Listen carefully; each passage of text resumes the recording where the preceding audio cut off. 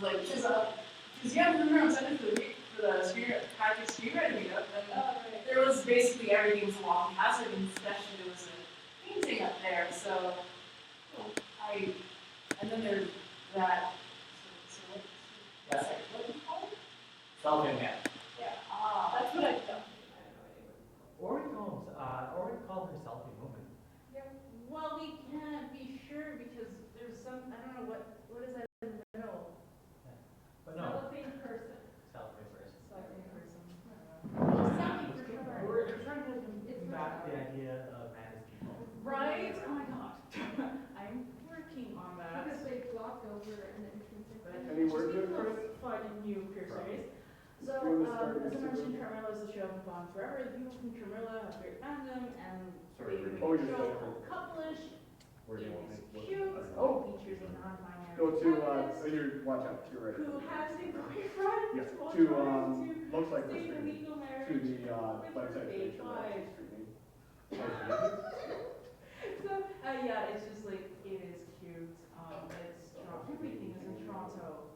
Or, that's not right. Vancouver or LA. I can't, I could move to LA, but not. Okay, yeah, so we should be live here. You wanna go sit down? Yeah. Oh, no. Hi. How's it going? Good. Good to see you. I'm Jason. Very nice. Yeah, good to see you Good again. to see you. Your vlog was nice. Wow, that's so glowing. It's a character that I created. That I, Well, you should watch the vlog to understand my reaction. Because it's actually quite nice. It's kind Go of ahead. so you're Okay, asking you what wanna share it? because there's a camera that will be in the back and stuff, so like, Oh. no, forward. I can't do much online now. Forward.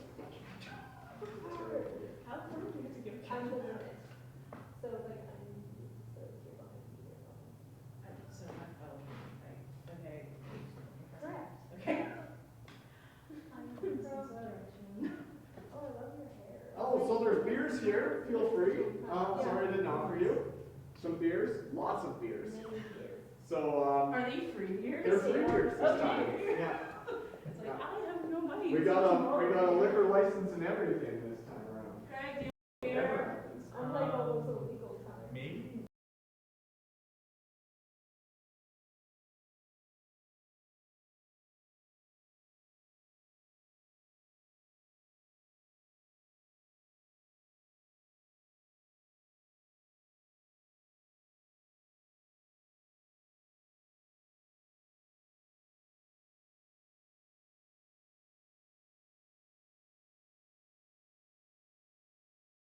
But we have two of those.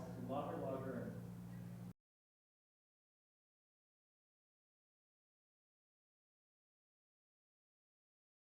Do you want lager or do you want draft?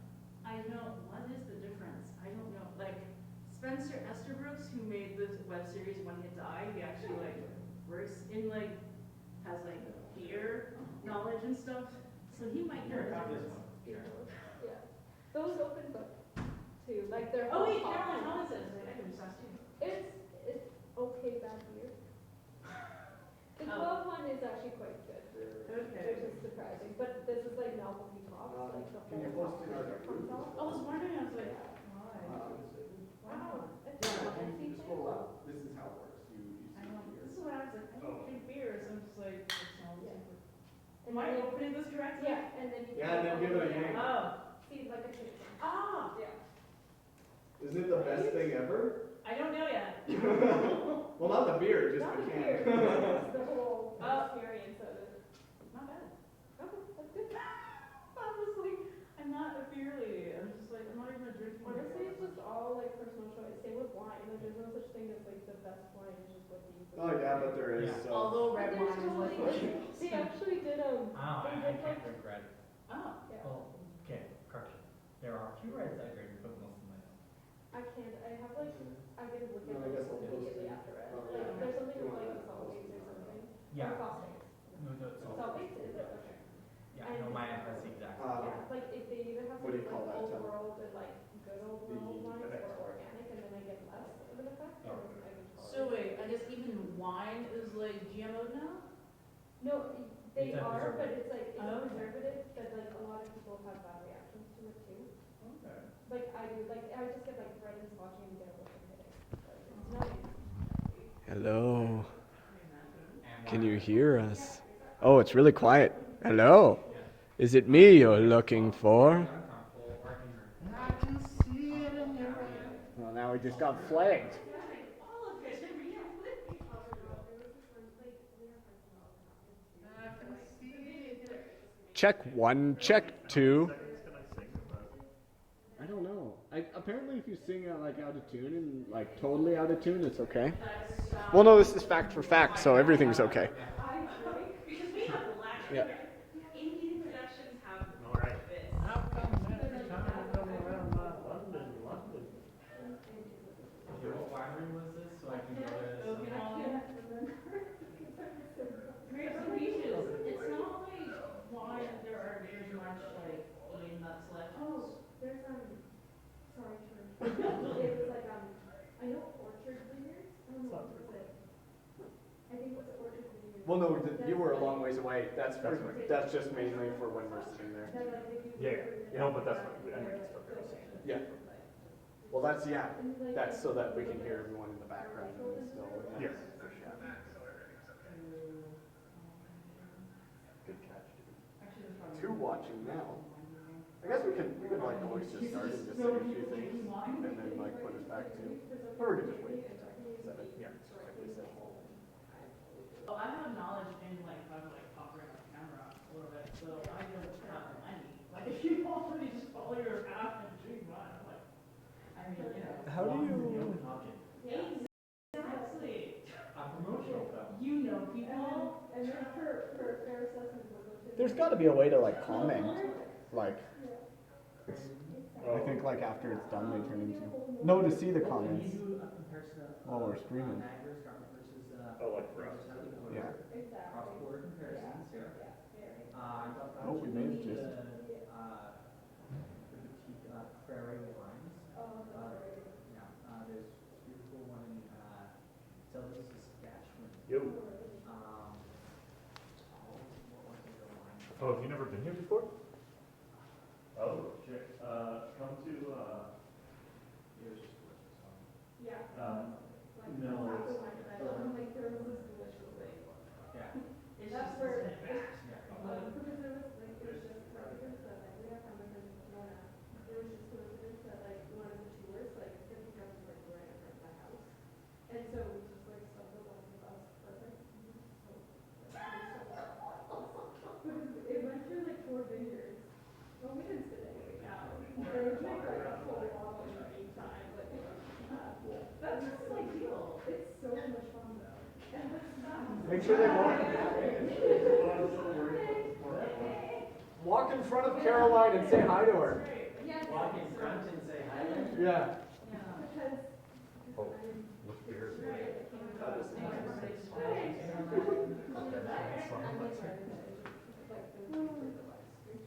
How's it going, buddy? Hey man, how are you? I'm glad you showed up just now because But don't stand up. So, thank 2 seconds ago you were screaming. and swearing, yeah. Oh, well, So I'm super glad that you're here now. This has had no one to swear at. we have the dancers. Are you talking about? Oh yeah. So we don't need. Well, this is our. Oh yeah, that's true, but I had to see it all over again. yeah, Wait, is Joanessa coming?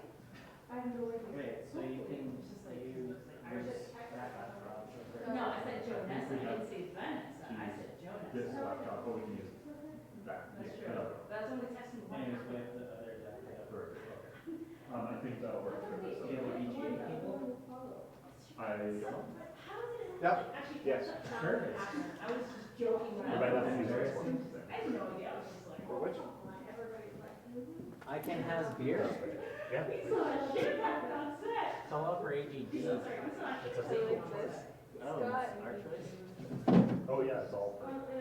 Well, it's good because I actually kind of just wanted to show the screen on the wall. Right? Basically, there were like 3 shifts Oh, on so set. it's- Fireball? Like, here's- and- Yeah, 'cause then they can You still guys be made watching. it out of the group?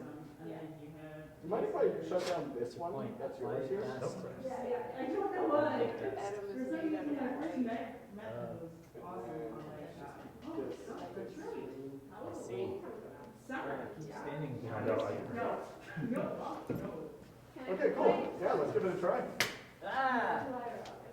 Hello. They really fought, right? Merry It's pretty Christmas. satisfying. I think so, yeah. And then we all met at Auburn University, and I was like basically What like a place. the third person. Yeah, I had totally forgotten that you guys had been here for a while. Ever participated in any of your events? Well, I mean, knowing that it's all film people that come, but. Do you have the adapter? Yeah. Every time. Sorry, I know you're. Games of first. Yeah, it's and like the art that's all around, like it's different every. Which feedback back? Most of the audio in this beginning will be just us talking about the Los campus.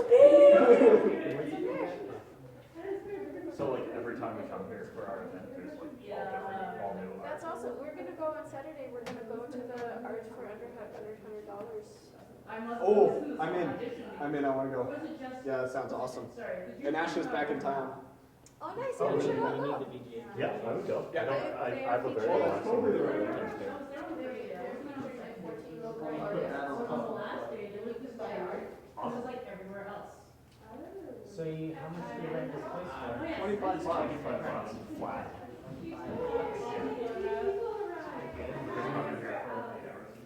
This is a resident. The best place to be. Yeah. Thanks to you. Thank you. You saved everything out. And yeah, like, as I say, everyone's totally different. Wait, are we gonna have space? The whole place. Is this 500 or 5100? No space for something. We're still shooting. Yeah, because these are like. Oh, But definitely this is 400. This is definitely 500. Yeah. Yeah, we should Oh, that would have been such a Probably good because of idea. the frame, I guess. You guys didn't have that power, eh? Scott? We still have full head of hair. Yeah. Scott was like, I couldn't do it. Scott didn't have this, right? You didn't have this? The power? Yeah, I do. On Oh, you Saturday, do? I was like, Today is you know what working. happened? You get your friend. Yeah. Oh, gosh, we use that laptop. I'm assuming anyways. Yep, that's it. Yeah, that's 100% it. I'll get an extension cord here.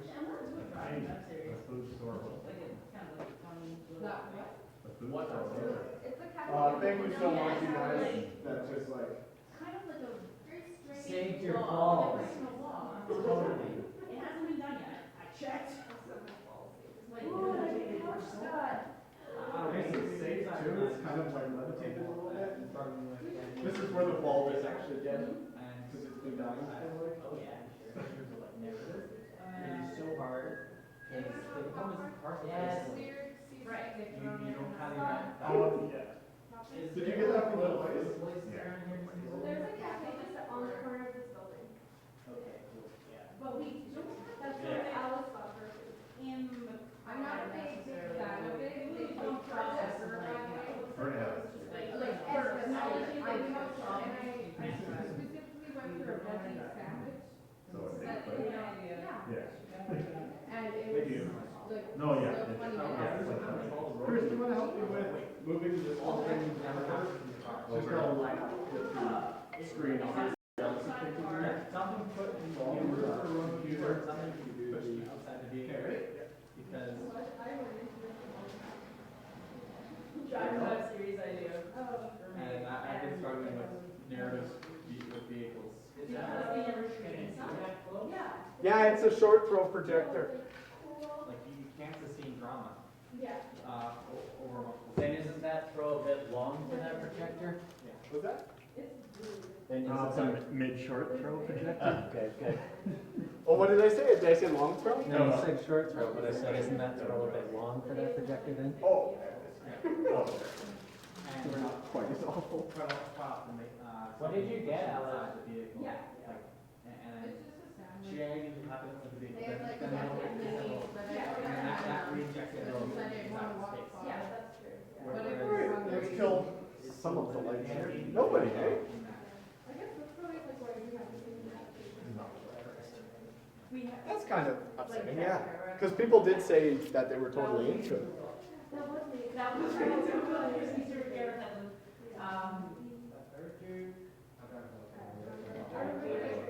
Was I supposed to understand? Go. Remember that? So we ordered a bunch of Christmas Lego? Yeah, I saw your picture, yeah.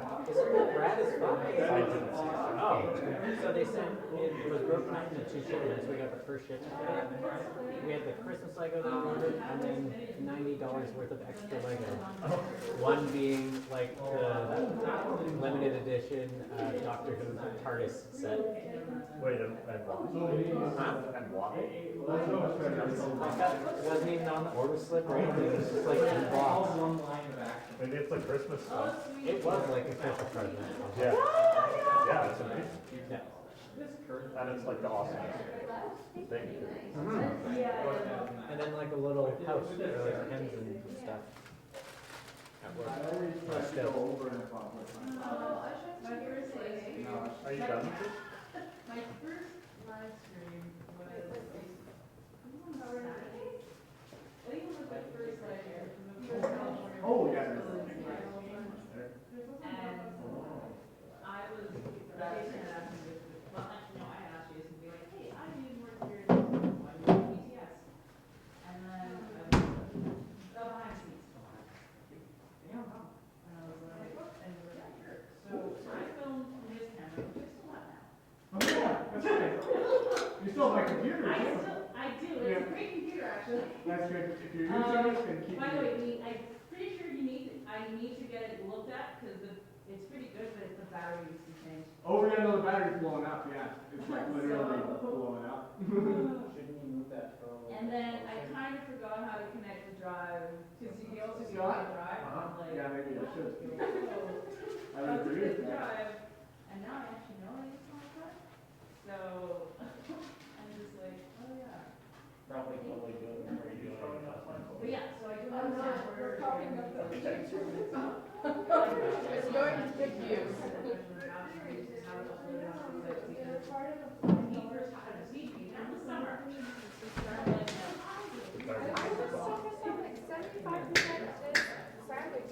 Like just bread.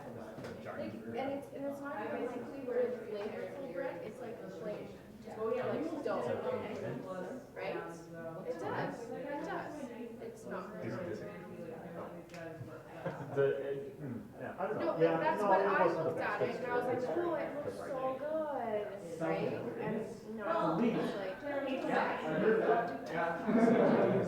Totally different. No, yeah. And it's so cheap. Is it? For 24 pounds, 30. Oh, wow. yeah, that's like hexier at Superstore. Yeah. Like, Although, I mean, the co-op beer is pretty good. But This is much more fun. it's funny how, like, Thank you, though. That was awesome. What time is it now? 4 minutes or so. 4 minutes? Oh, thanks so much, you guys. Oh, sure, eh? Yeah, you ate Perfect timing and, perfect everything. yeah. you guys should have that cut out of that new Warhol just against. Is the thingy like the one I wavy? Yeah, probably. Oh, yeah, look at it. Oh, my gosh. Is that the screen or the projector? No, it's probably my projector. Oh, no, it's the screen. It's just because there's pictures that do Sometimes Jason just takes a blowtorch to the lens. Oh, it's the screen here. But I don't think we're strapped. I would just suggest sending them for strapped in, and then. But it could be $200 if it's not fun. Why is this? a long camera. Oh, I'm standing in front of the camera.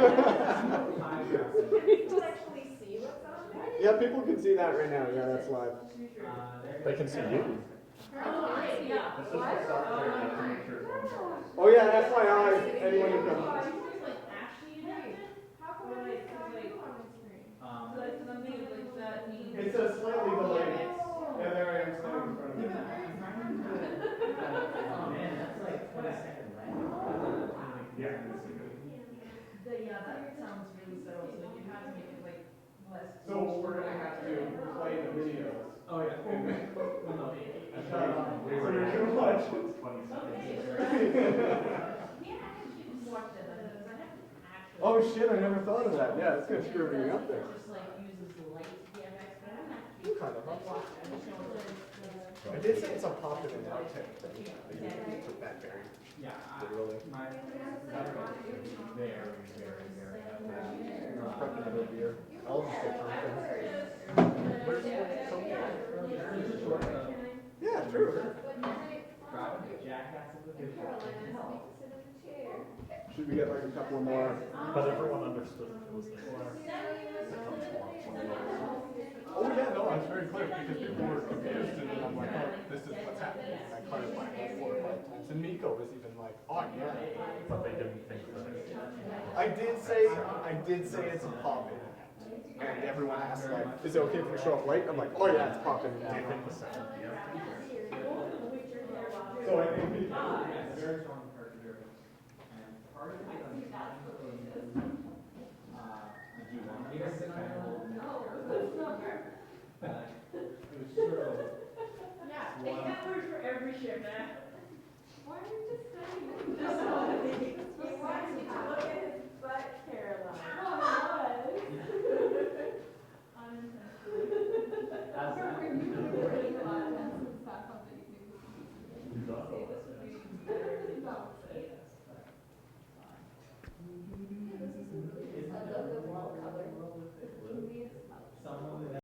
I feel like my computer's not even working at all.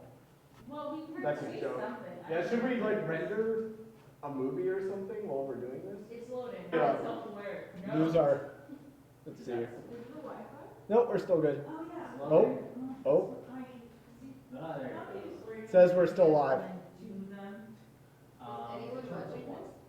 Chris, I walk back. actually want to like. There might be no legs now. Walk A back. month after, maybe not a month after, because I think it's season. Yeah, we had 4 viewers last night. I Total of 4. had an idea, actually. Pretty sure I just opened I have a clone or a candidate. Some sort of. Yes. Hey Chris, we might as well start now, eh? We can just play it like really simply. Do you have our itinerary? Yeah, just loading it up. Then otherwise, yeah, absolutely.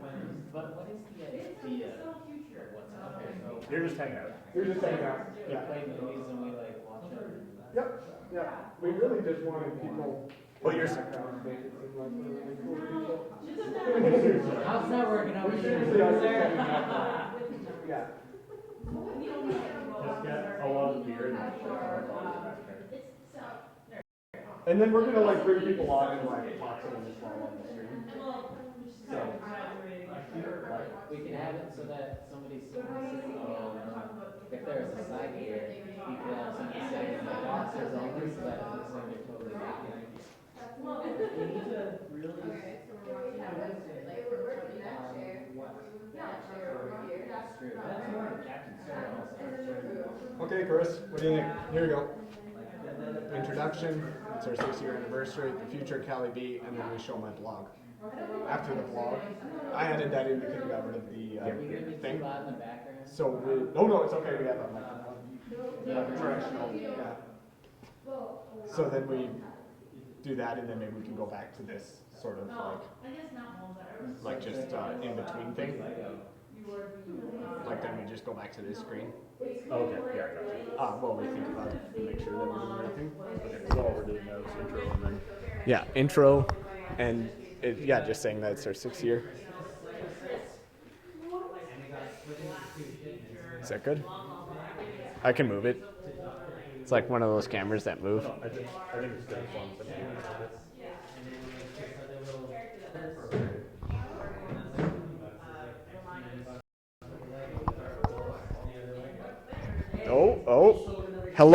Hello everybody, and welcome to our 6-year anniversary live stream. Isn't this fun stuff?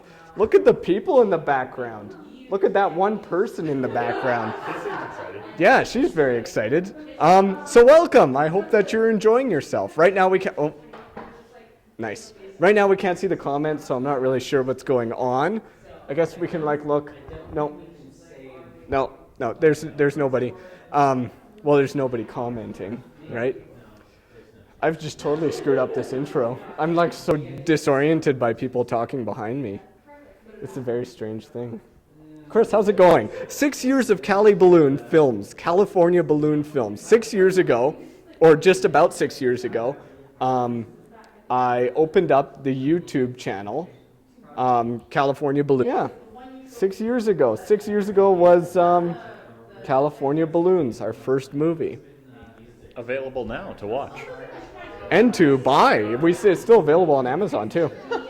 Yeah. I feel sorry for anybody who bought. How much does it cost? I think it was. Michelle wanted to put it at like 25 or something like that, and I'm like, this is never going to work. Let's do 17. No, I think I said like 9. Yeah, right. Because 5 is reasonable. And so I think it's at 17 or something. But it's like an actual DVD. Like it's a DVD with a case. Yeah, and it was like 6 years ago, you were here with Nick Kelly making a DVD thing. Nick Kelly in our kitchen shooting this like DVD menu, Nice. And we were like into a box copy of Superman. Oh yeah. Which I still do. Well, all of my DVDs were stolen, so so it's not kind of a moot point. But I had this Superman box set that was tin, and it was 14 discs. Back in the days when like having DVDs was like cool and you could have like an exciting collector's edition of stuff. So it was like this massive tin, all of Superman. It had like 2 discs of Superman 1, 3 discs of Superman 2 because it had the original cut and the Donner cut, and then 3 and 4 and returns, and there were like Superman cartoons, and it was like it was right at the end, like when DVD was already starting to decline and they were having to get more and more ridiculous basically to try to make exciting things, and a lot of those features that like became actual working Blu-ray features were still like things that they were trying on DVDs, like being able to like icons popping up while you're watching the movie, and then you go to They had that big like multi-frame thing, which Yes, never exactly. really The like angle thing. Yeah. Oh, and then my favorite. You remember the Final Destination one? It was like you choose whether people die or not. Oh no, I know that's actually good. That's a good idea. Yeah, it was cool. Yeah. They had like alternate things where you were like death, and you would choose if a character died or not. I think it was Final Destination 3. That seems like the right time. But anyway, like so the death. It plays the scene leading up to the death, and then you get to choose, and if they don't die, there's like this shitty alternate scene that they filmed. And then obviously Was it shot after the movie as like an afterthought? I don't think so. I'm not. No, I think it was planned this way, but also, obviously, like then the person has to disappear from the rest of the movie. So they still had to invent like a way that this scene went that we still never see them again. But anyway, the glory days of DVD. Yeah. We when we started making movies, it was still a possibility that DVDs were what we were going to release on. Blu-rays. With Truth, we talked a lot about, because that was like just moving over, and we were like, is that what we're going to go for? Yeah. We wanted to have a movie at some point that people can, as I say, put on their shelves. We want Yeah. a movie that people can own in this time where that does not happen much. So then we went the complete opposite and just had no ownership whatsoever. Yeah. No, that's that's 6 years ago. 6 years. I think that the craziest part of going for 6 years is not that like that we've done anything particularly interesting, which I guess we have. It's not that we've done anything interesting. It's that consistently that we managed to keep a company going for 6 years, and to actually like actively there hasn't been a time where we haven't been doing something with Cali Balloons, whether it's been like some sort of downtime where we're like a little bit lazy, but like still we had something on the go with Cali Balloon Films. Never a time when there wasn't a project we should have been working on at least. Should have been working on. That's exactly right. Yeah. Which is not, and as much as that's a joke and we can laugh about it, it's like if you look at it in terms of months or something, like I don't think there's ever been a time where we haven't been working hard, like month to month, and then often day to day with all of the random little bullshit that you would never realize you would have to do when you first get grand ideas, like making a movie or starting a film company. Yeah. And then you're sitting down like with a notepad file writing out captions for truth, line by line and time by time or something like that. I forgot we even did that. The original reason to write the captions for Truth was so that we could do a Japanese version of it. Yeah. Yeah, because there was a big well, and actually now there's a big Indian population, so, you know, we later thought to do Hindu, and then we just never did anything with it. Would have been cool. We Yeah. still might. Still might. But it's fun looking back at like all the things and like where you are at like different places. Hello, come on in. There's drinks here. It's really chill. We're just kind of live streaming. It's fun stuff. We're currently live. Here. Yeah. Oh, really? Yeah, I saw you at Brooklyn. Yes. Oh, yeah, that's true. I was the man waving. You were the man ignoring. It's okay. Yeah. Weird. Oh, I'm sorry. There you go. Hey, introduce yourselves. Here, this is come around the back here. Oh, sure. This is Let's try. this is some classic, or not classic. These folks here come to our monthly cold read night. These are actors and writers. Want to introduce yourselves? Onesies first. My name is Chingiz Javeri. I act in things. My name is Kyle Durak. I act and write stuff. Yeah, and he submitted things to us, and we posted things on our Facebook of that he did. So that's great. Yeah. Okay. Go and enjoy some beers now. When did we start to talk like this? Yeah, I don't know. We're having a tough time getting started on this thing here. We're losing our steam. Well, Merry Christmas. Oh, yeah. Oh, and one thing, guys. If you ever go to a party around December, don't just expect that it's a Christmas thing, because sometimes people don't dress up. That's a note This is what he looks like all for you the time. kids. Yeah, no, that's not what he's talking about. Yeah, no. Right in there. And they're free. Yeah. Oh no. You guys can have a soda if you want there, yeah. Feel free. Yeah. Way in the back there. There you go. Now they know that we're offering sodas here. Now you know. So yeah, so a lot of things kind of like come up and you kind of like change the way you know, like depending on what you're doing at the moment in terms of your company or your production company, you know, like your mood and your opinion on what you're doing changes and like what you should be doing changes. Obviously, this is nothing new. So it's been fun kind of looking back and prepping for this kind of event that we're doing today, and seeing kind of where our mindsets and heads were at like certain times. You know, times when we were really like, oh yeah, we're gonna make like 60 movies and we're gonna like do all this, and times when we were like, oh, I'm kind of feeling like I don't want to do anything, or like, you know, times where you feel like you're a really important person and you need to make a blog about yourself or a vlog. For example. Yeah, for example.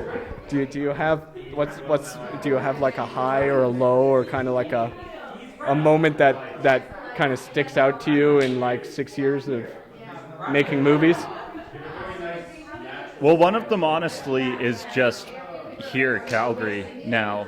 And it's so funny because we've mentioned this before, but it kind of comes at this time when we've been thinking about now taking some time off making movies. But coming to Calgary and just meeting an entirely new group of film people and seeing a whole different environment around film, and especially one that has a really solid, like, underground film, indie film feeling, and everyone coming out and helping each other out, and a totally different relationship to film, I think, than has been in Vancouver. This has been a really exciting time, and doing cold reads and trying out, even doing this, trying out all these things that are very different than what we've been doing before. Doing our VHS screenings in Tubby Dog, and other places, and really engaging with community, I guess, in a different way than we had been before, because it was really exciting, the idea of YouTube, you know, and like we thought and still do think that it's so cool that we can just like release a movie and people all over the world can watch it, and that's a really exciting and relatively new platform for filmmakers. But also, kind of what we've been interested in lately, I think, is a much older tradition of like being involved directly in the community that's around you and trying to make films that come from and speak to the specific context that you're in and the place that you're in, and so being here has been really exciting. And then the other thing, I think the other time that really stands out is just like going straight from doing like April and Android Night Punch in such like close proximity was like, we're just gonna be like banging movies out forever. That's what we thought at the time. What we thought at the time, yeah. So while Chris was thinking about all those things, I thought it would be funny to like do video blogs and An idea no one had thought of and before. an idea nobody has thought of before. But I'm fascinated by this idea where like you can create like a persona or whatever that's completely different from yourself, and the idea that the two can kind of coexist side by side. So I started playing around with this like J.S. Johnson idea where it's where it's different. So I bring this up not to just talk about myself, but because that's part of the content that we have for tonight, and we're going to show that now, and you can watch that, and we'll be back maybe with a guest in a few minutes after the video is done, and we can maybe talk to Hans over here or something, and come wave, Hans. That sounds ridiculous. Why would I want to talk to anybody right now? I don't know why we even casted him, but yeah, it's Action! Let's see if it works.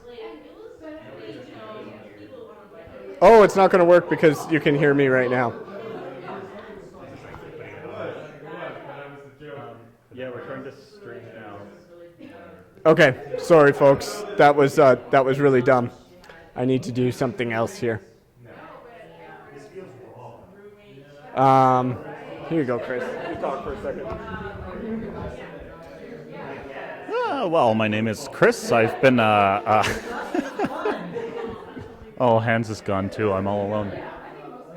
No, you know, we've gathered here in Calgary tonight, and true to form, it's extremely cold, and everyone's shivering and shaking snow off as they come in. And this has been a really weird experience for me because I came today from my other life, which is an academic academic career. I just completed a project that involved developing a creative nonfiction story based on the life of a senior resident in Garrison Green Senior Home, which is near my school in Calgary here, and so I did a reading today of that creative piece and met with the seniors and showed off the book that we published and everything. So it's been a very odd environment to come to, and I think that kind of speaks to part of what's been so strange about Cali Balloons is we started this company when we were two young guys straight out of film school, which is, you know, the time to start a company like this. But since that time, Jason's worked worked and is working as a web developer, and I'm now nearly through a bachelor's degree, and we've gone through all of the sort of young life changes that come with your early 20s, but through all that time remain constant with the company and still working on the company. So it's been kind of odd because we have these double lives. I think Cali-B is kind of the second part of us that never stops even while our normal lives are changing and evolving and moving on. Jason's either signaling that he's ready or he's going to put his thumb somewhere. And second part of us that never stops even while our normal lives are changing and evolving and moving on.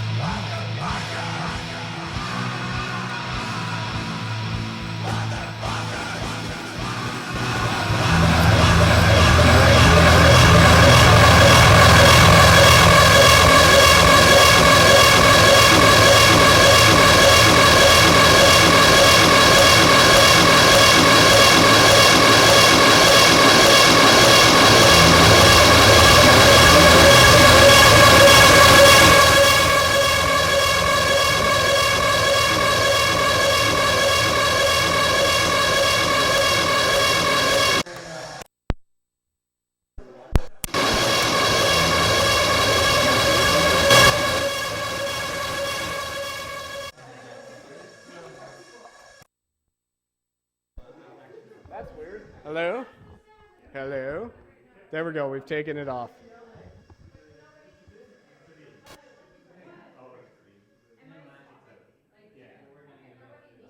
Hello? Welcome back. There we go.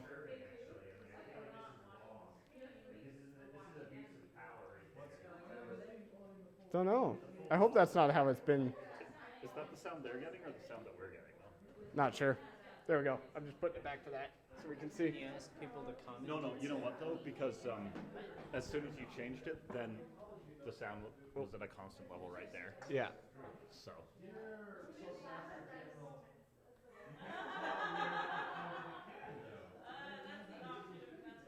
There we go.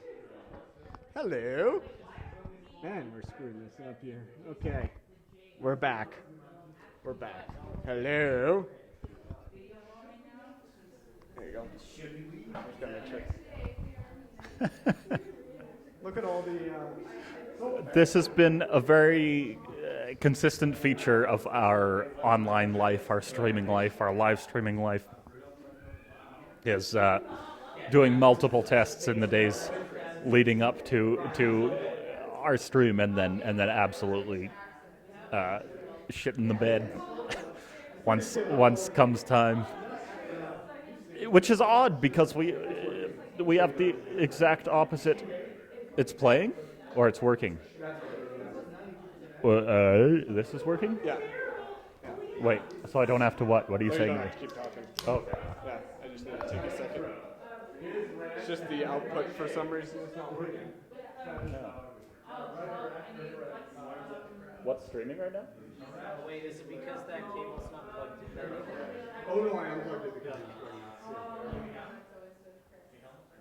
Just trying to.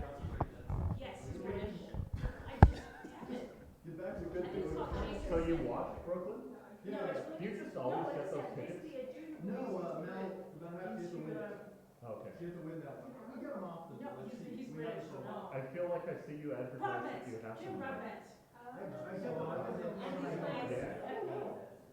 What did you think of Brooklyn? No, Really pretty? Yeah. Santa, and he just like goes to people's homes, and he's just like trying to like steal documents. Well, That's exactly right. It sounds. I'm baffled because it has 98% on Rotten Tomatoes. And I don't understand. It's true, but I just don't understand. That's the sequel? One. I think it's that we also tried to like.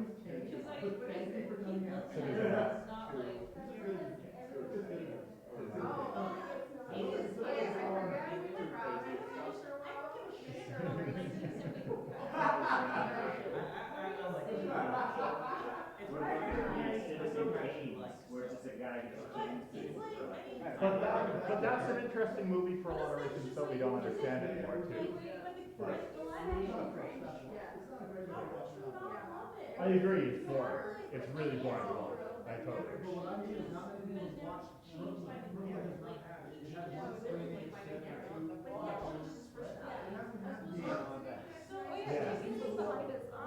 Yeah, I know.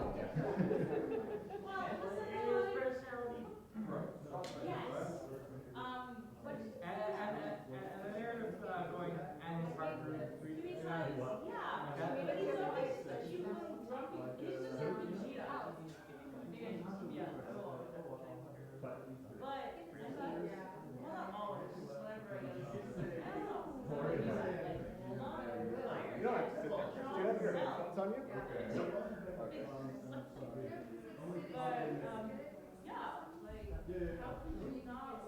Oh, you just mean because we're just. What? That you don't need to talk? Yes, exactly. But it is still working. I just want to know, like, if I don't know what my headphones is. If I can just plug it in, I can hear what like the input is actually coming in at.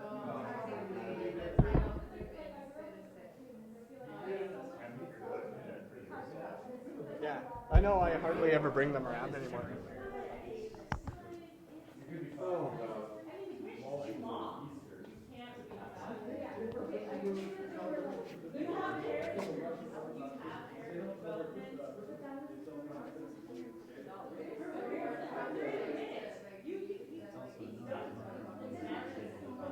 No, it isn't. No.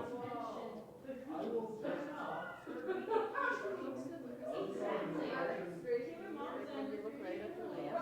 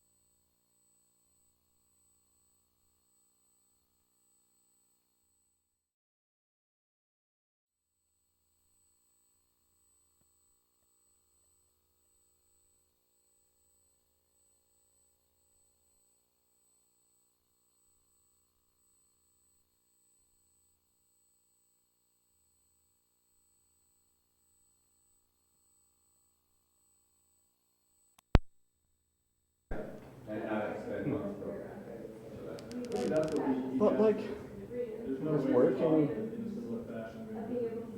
Yeah, coming from Boston would be probably pretty good. Like, Siri, call Mom! Siri! Call Mom! Calling Mom.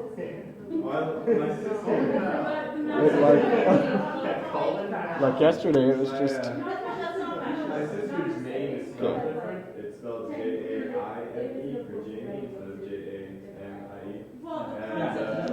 And Siri. Like yesterday, it was just. My sister's name is spelled different. It's spelled J-A-I-N-E for Jamie instead of J-A-M-I-E. And Siri. Like yesterday, it was just.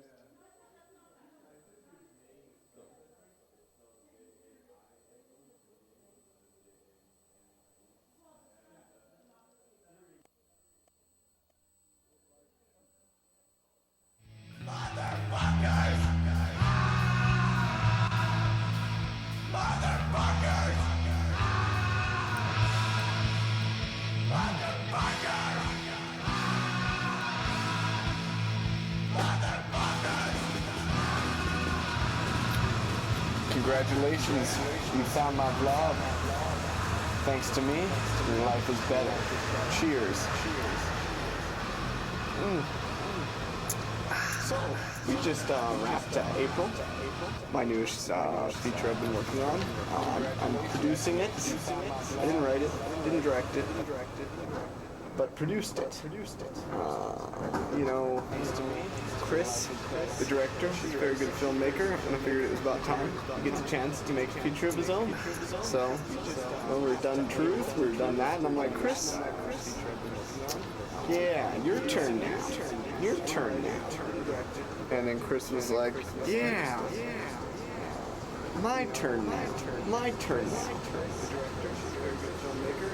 And then we made this movie. That's all there was to it, actually. Filmmaking is really easy. You just have to agree to do it, and then it's done, basically. You know, that's just a really guerrilla-style film. We shot at home at $5,300. Most of that, well, actually, no, a good portion was done from Indiegogo, which does hard work. And then the rest of our money we got from, you know, some fucking guy. He was just this guy who just came up and he was just like, hey, and then you have some money. That was literally what happened. It wasn't given to us from George He, not George He, video game designer extraordinaire. He didn't give us the money. Nope. No, this guy, he was walking, and I was walking down the street, and, you know, just minding my own business. I'm out and about. You know, I'm very sexy when I'm out and about. And I'm walking down the street, and I see this tree. This beautiful, big tree, big. Full, as you can see, like around, you know, I'm in Vancouver, we're in Vancouver here, and there's a lot of beautiful trees. This one is just a very beautiful tree. So I have to stop and I just admire this tree. Incredible. It was phenomenal. It was the greatest tree I think I had ever seen in my life. So I stopped and I looked at this tree for probably about 3 hours. And then I just, you know, so long of looking up at a tree, when I turned, I fell over on my face. And this guy walked up to me afterward, you know, and he held me up, and he pulled me up. And he's like, oh man, you must be just the best filmmaker in the world. And I said to him, well, you know, I'm not yet. I am the next greatest filmmaker. You know, most of you know. But I'm not yet there. Maybe in, you know, a month or so I will be the best. And he's like, oh, you know, I understand. I could just see greatness in you. And I said, well, thank you. And he said, you know, words can't express how this aura that I get off you, how amazing it is. So he pulled out his wallet, and then he pulled out $4,000 in cash, all in $2 bills, which Canada doesn't make anymore. So he must have been just holding on to these $2 bills for a special occasion, and pulled out this wad of $2 bills. It was huge because it was $4,000 worth of $2 bills. He hands it to me and he says, "Here, use this to make your next movie." And I said, well, thank you. It's very nice of you. And then he said, no problem. And then he clicked his heels together, and then and then the shoes kind of expanded, and these rockets came out of the bottom of it, and then he flew up and flew away, and that's it. That's how we got the money. Never told me his name, never said anything, but yeah. So I deposited all the $2 bills, and that was our money to make the movie. And then actually, when I was depositing it too, he flew back down and into the bank, and he said, also you have to shoot it in a week. So I'm like, okay, well, it's gonna be money to shoot it, that's fine. So then he flew back away, and I never saw him after that. It kills me too, because he was just leaving the door. I'm like, oh, what's your name? For the credits, right? But then he just left. So what we ended up having to do, and if you see in the credits of the film, what we did was we just gave George Charles, as we credited him in the movie, the executive producer credit. And from now on, I think we'll probably consider him the person who gave us the money, George is a really good friend of ours. So we'll call him the one that gave us the money from now on. But I wanted to give you the real story that, that's how we got the money, was from this guy that came down and gave me his wad of $2 bills. So, yeah, I mean, it's funny how these things happen. I mean, sometimes it just clicks. That's how you make a movie, right? I've never had to look for money or, ask around for money to make any of my movies. Or, usually, even with locations or crew and cast, they all come up to me. I'm usually just walking around in the streets, and people come up to me. And they're either giving me money, or they're giving me a location to shoot at, or they're like, I'd like to act in your movie, like Sarah Michelle Gellar the other day. I was just, again, walking around, and she came up to me, and she's like, oh, J.S. Johnson. I'm like, oh, sorry, I don't know her name. Who are you? Do I know you? And she's like, oh, it's Sarah Michelle Gellar. She's like, oh, yes, I've seen some of your movies, right? Can I be in your next movie? And I said, Sarah, no, you can't be. Motherfuckers! Motherfuckers!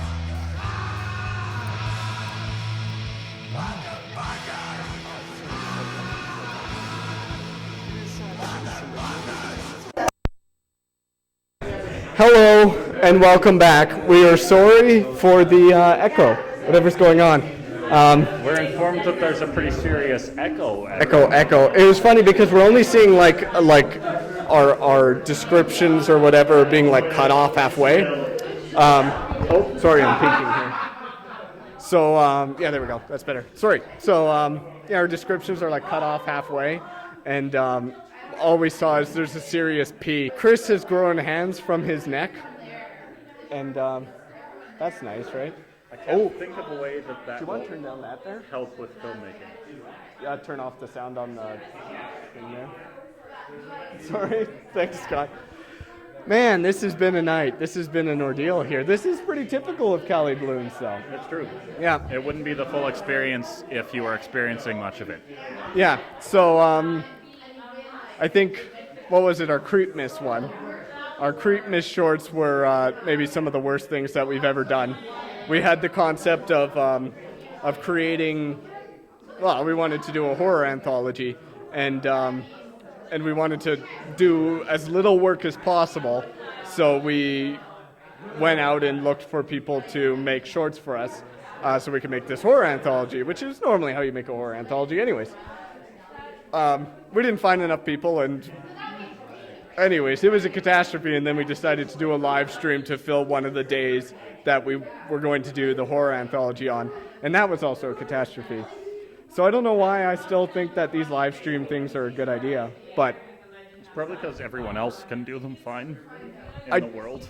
I don't understand why I keep screwing them up. But you can see, look at how sweaty I am here. Look at that. I don't. You probably can't see that. I can't even see No, it. no. I feel like It's just a sensation view. You just feel sweaty. I do feel You very feel sweaty. under pressure. I do feel under pressure. Okay, so back to the to the things. Well, anyway, so you just saw a video there. Well, and the sound was awful, so we apologize. But what that was as we were saying, I like through the years, through 6 years of movie making, you tend to go into different directions and tend to try different things.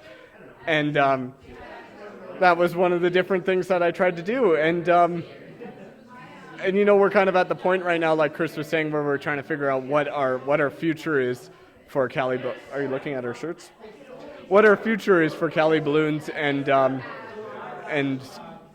of the things that we're thinking about doing is branching out and doing different things like vlogs, or like a big thing that we want to do is start releasing. We have like these hours and hours and hours of footage, behind the scenes footage that we took for another kind of web series idea that we wanted to do. And I've already bored Chris, and and we want to release them, and just kind of like in this raw kind of unedited form, mainly because we're lazy, but also because I think it can create like an interesting idea where people can maybe start to create their own stories, like within what we're doing. Kind of like how Chris was talking about how DVDs, when they first came out, were kind of about involving you in the career, involving you in the movie. And that's kind of part of what we wanted to do originally with YouTube. And now that we're looking for other forms of revenue within YouTube, a big thing is maybe this thingy here, this thing. Well, what we wanted to do from the start definitely was to try to transport the DVD experience to YouTube, in the sense of having like a feature film and then having like all the special features that you would ordinarily get on a DVD as videos linked to that. And you can, if you click around our channel, you can see like the framework that's there for that. But people don't want to watch the bonus features. well, there's that, and there's we have to get the movies out also. Yeah, okay. So that's the other thing too. Yeah. We're in a tricky situation because we just got Truth age restricted. So we were just kind of hitting some good hits with that, and then it got age restricted. Yeah. So we we went from like 6,000 a day down to 500, and that was a big kick in the gas. That is so difficult to kick because it's difficult to find them. I'll show you my Ganogas. Once the live stream is over. So heading back, so kind of the future of Cali-B and kind of what we want to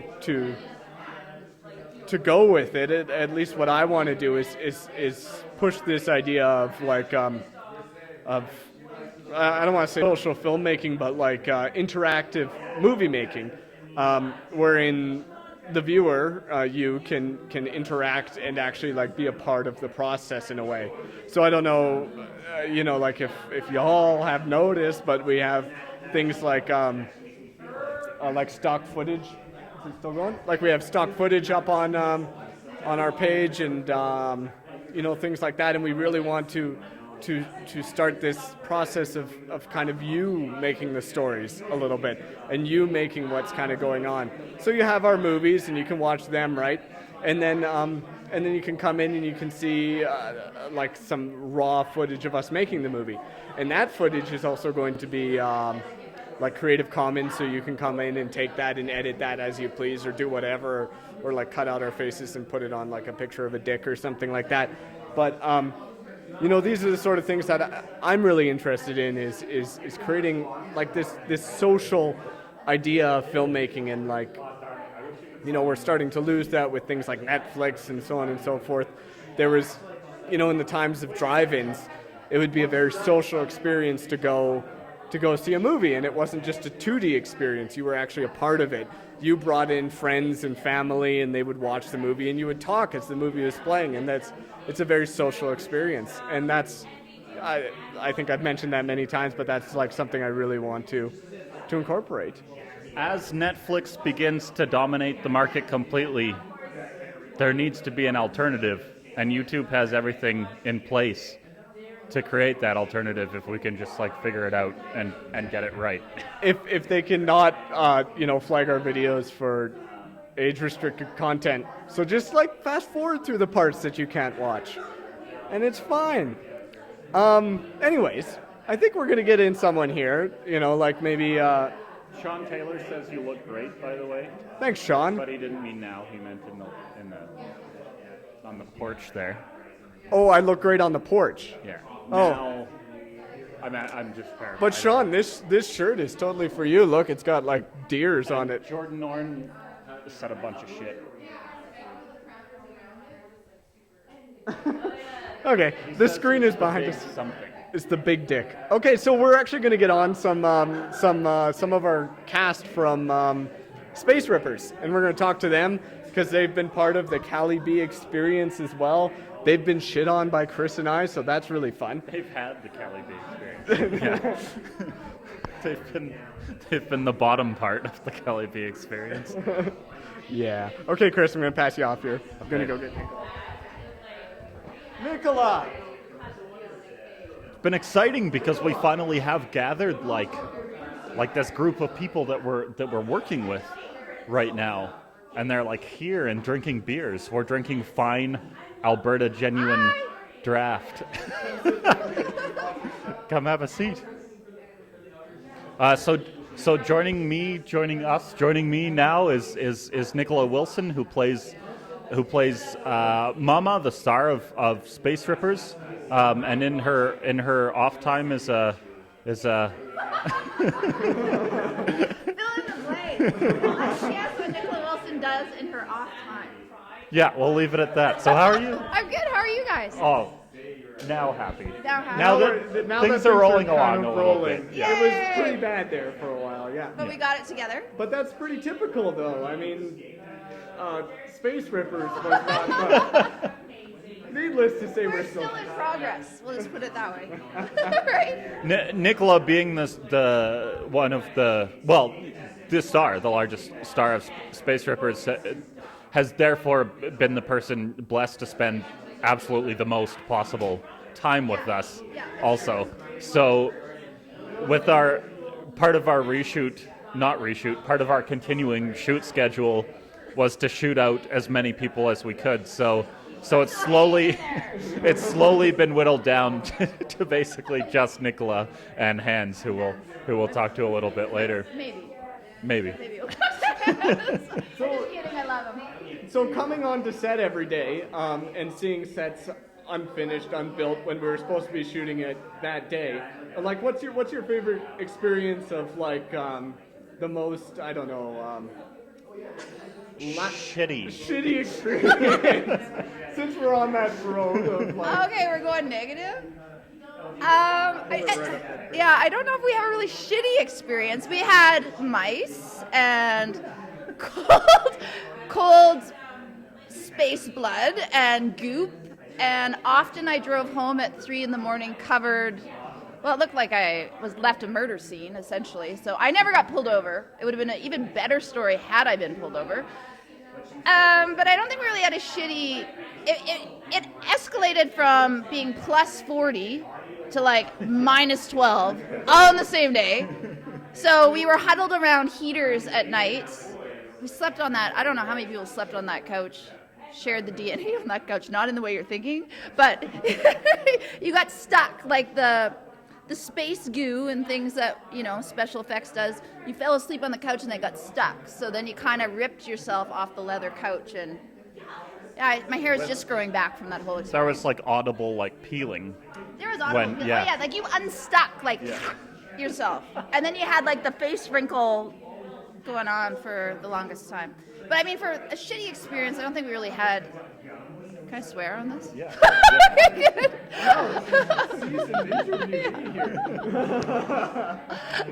Bleep. Yeah. I don't think we had a crappy experience. There was long days, and I think you guys had like that 5-day bender of no sleep, and they didn't leave. At least I got to go home Granted, it might have only been for 4 hours, but I did get to go home every day. Every day. So I did look into renting a trailer in the parking lot at one point because If ever we have done a movie that needed trailers, this was the as Nicholas says, we had 2 couches, one of which was long enough to reasonably spawn, and one of which you had to be like curled up into. Oh no, I know my shitty experience. The awful movies I had to watch in the green room.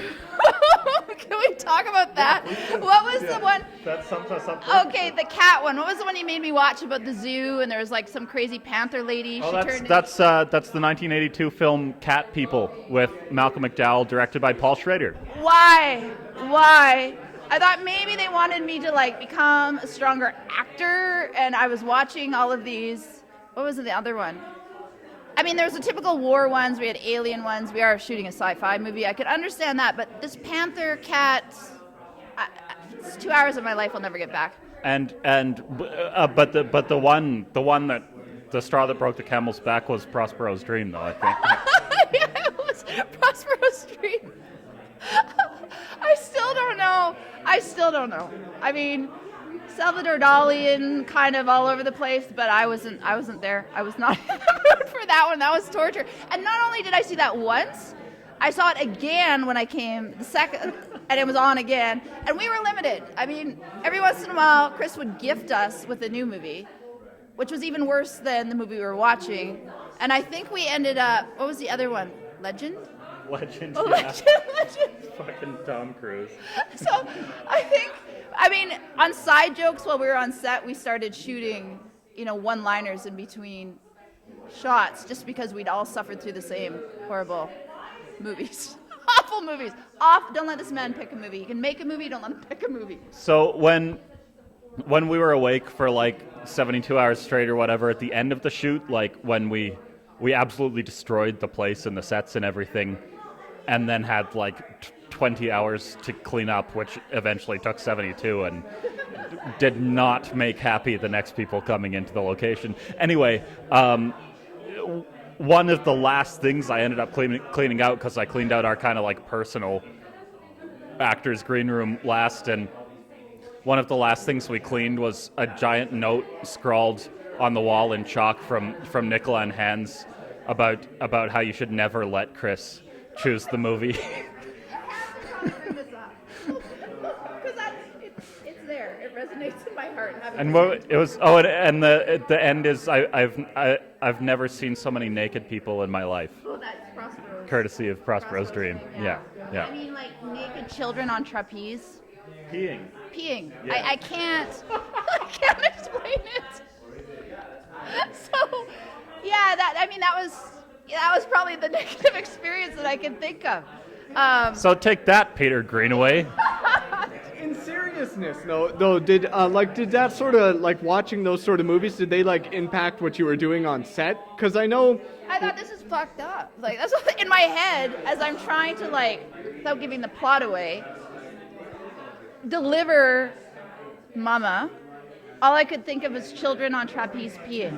That doesn't work. No, it didn't impact it impacted my acting negatively. Anything negatively that happens, I blame on that movie. Oh man, wow, that poor movie. I ask because we oh geez, oh that impacted my acting. We showed The Room while we were shooting our first feature, and I swear, backtracking. We were doing casting for our first feature, and we had playing Eyes Wide Shut in the kind of waiting area, which is one of my favorite movies, and then we had the actress come in and do the scene, and she just blew me away.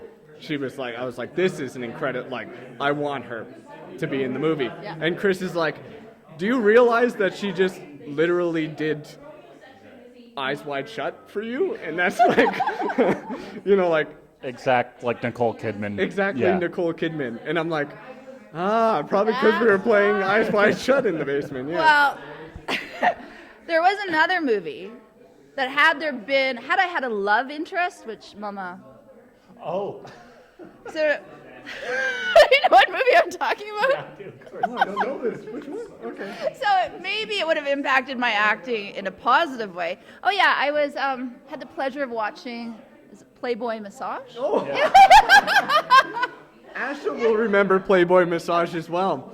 Asha came and worked with me one night, my girlfriend, and so we put on Playboy Massage. So just to set the scene for like coming and working with Jason, so Jason has done like a full day of shooting, and then everyone else goes home and he stays all night, like painting and doing the set for the next day. So when you to come and work with Jason overnight, it's like entering like this like saddest, bitterest, worst like negative environment possible. Sabine's smiling over here because she knows. Yeah.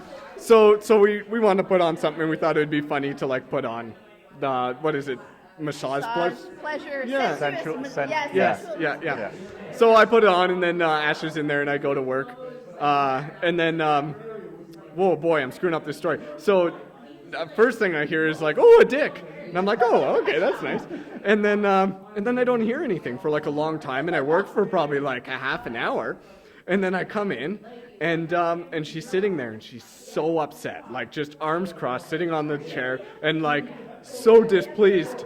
And I'm like, "What's wrong?" And she's like, "It's all boobs." And Asha, I mean, that was one of the highlights of the whole shoot for me.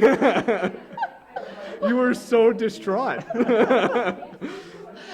Space Rippers is equal. There's equal amounts. it is Yeah, fair, they yeah. played this one fair. I will say that. There's eye candy for all. Which is lucky. Is Nico here yet? No. No, Okay. no. Yeah. There is eye candy for all. Which, I appreciate. Yeah. Well, we said that we wanted to make a movie that, like, we wanted to have that exploitation element to the movie, but we didn't want to be unfair. We didn't want to exploit, like, one person. So we exploited everybody, and we thought, yeah, there you go. What's the name? Who's the Vancouver filmmaker? Or he has a place in Vancouver and he does the exploitative. What's his name? Yeah, he did the movie with Michelle Sevienne, who was in Truth. Yes. Yeah. And it's like he does these ludicrously low budget, they're all shot in his house. Like it's bottom of the barrel in that sense, and they're just super exploitative horror thrillers, but it's just like all men, and there's usually. Oh, that's not the guy I was thinking of. Oh. They're all men. Oh, you're thinking of. I'm thinking of the other Ryan. guys. You're talking about the guy who makes the I'm gay talking about slasher David. movies. Yeah. Yes. Oh, yeah. I You're watched talking one of those about the other Ryan. Ryan Nichols. Ryan Nichols. Yeah. Yeah. Nicholson. Nichols. I think it's Nichols. Mike Nichols. Someone correct me, guys. I don't know. I can help you. He's probably watching this stream. Yeah, likely. You're going to get a complaint because you got his name wrong. You're right. It's Ryan Nichols. Is it? Okay. Well, finish your story now. Unless I you're screwed it wrong. up. What was my story? Oh, that there's a bunch of naked men in it. Yeah. And there are some on Netflix. They're called sadly, no trapezes. It's like a 21 or something is one of them. Yeah, or like 11. Yeah, they're in the gay. But he does like Interesting. 20 or 30 movies a year. He just like shoots them over 4 or 5 days, and it's just like there's some thin sort of plot, and then there's like softcore shower scenes. Can I ask you something? Yeah. Are you recommending these films? No, I'm just mentioning that they exist. I never watched them. What's Jordan would know. Sean requested that you get a shoulder massage. Well, see, this was happening a lot on Space Rippers. I would just like to say there was a lot of teamwork. Shirts than normal. Yeah, we are. Jordan, what is the Jordan Norn weigh in? Tell us what the movie is with the naked man in the house. Yeah, because I sure don't know. Scott, are you on those comments? What's going on over there? Is there anything we need to respond to? I just did it. Oh, the Shoulder shoulder up? massage. Yeah, Sean. What's Asher's talking about Playboy? Oh, I was just asking where she is, just in anything. Oh. Everybody knows. Jordan Norn informs me that the movie with all the naked men is called Truth. Oh, yeah. Truth? Yeah. There's a lot of naked men in Not naked men. Did we cut the penis from the final of the YouTube cut? I can't remember. The YouTube cut. The question is, did we cut the penis from the YouTube cut? If anyone knows, you can answer it.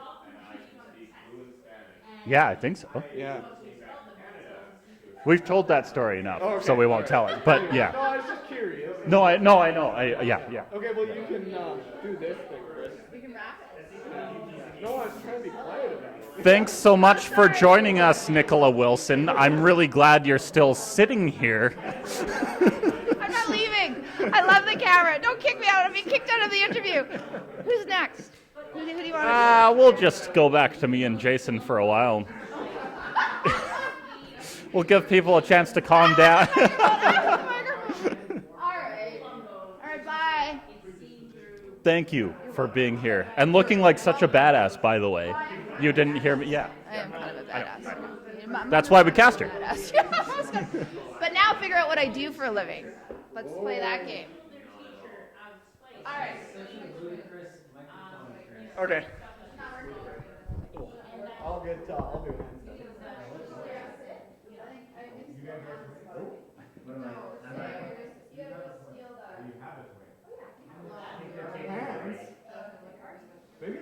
Maybe I won't do hands right now.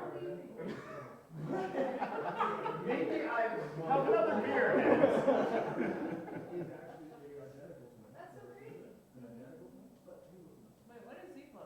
What's that? He's commenting to people. Jordan says fuck. Wait, to be fair, Jordan? Yeah, Jordan. I met another Jordan. No, you must. Definitely would have met Jordan. Wait, what was I met Jordan. I couldn't get massages there, that's why I was finding it out. I was like, this is actually kind of correct.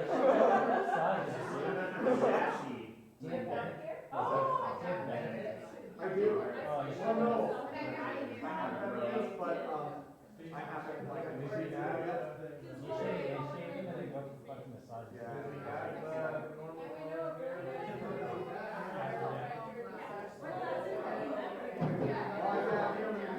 Yeah, right away.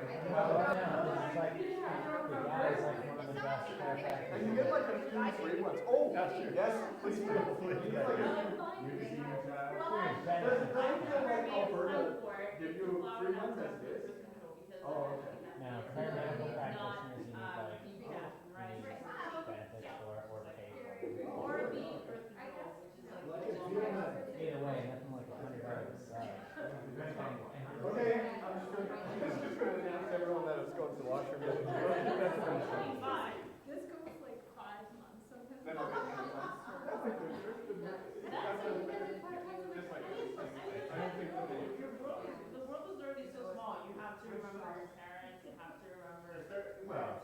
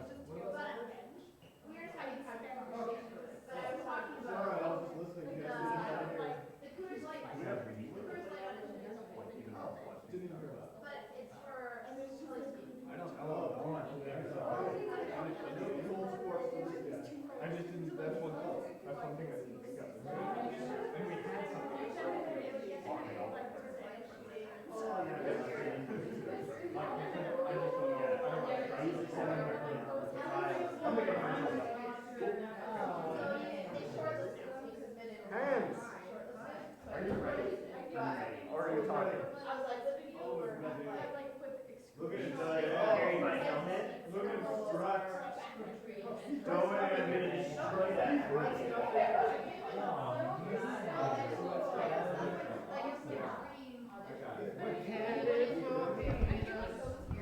we giving the final countdown? No, don't final countdown. I'm just gonna throw it onto you. Over a little bit more. Why do you instantly sit right in the middle? I want to be in the middle. I was sitting in the back seat of the car too. Okay, here we go. Hello and welcome back to. Oh, am I peeking? No, it looks like I'm peeking. Hello and welcome back to our. Peeking. Good one. To our 6-year anniversary live stream with California Balloons, me, and Chris, and some other people too. So here we go. Right beside me, I have Hans, who plays Boner in our new feature film, Space Rippers. Hans, to just throw you out there,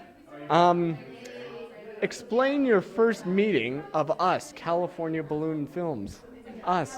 First meeting, I guess that would be the audition, but it wasn't even so much a first meeting as it was the first email I received back where you guys were like, how would you feel about full frontal male nudity? And I was like... This is me. I handle this part. I handle the full frontal male nudity. And I was like... I handle the nude... Okay. And I was pretty much just like, my penis is on camera right now. So I sent them an array of pictures, different lighting effects. Oh, I remember those. We still have them. They're going to be in the ending credits, the Space Rippers. Yeah, just a bunch of dick pics. There's going to be a silent auction for all my dick pics over the years. Yeah. Chris will buy them all. Yeah. So yeah, that's a funny story because we actually like that was a tough thing with the nudity too, and it's funny we would like cast.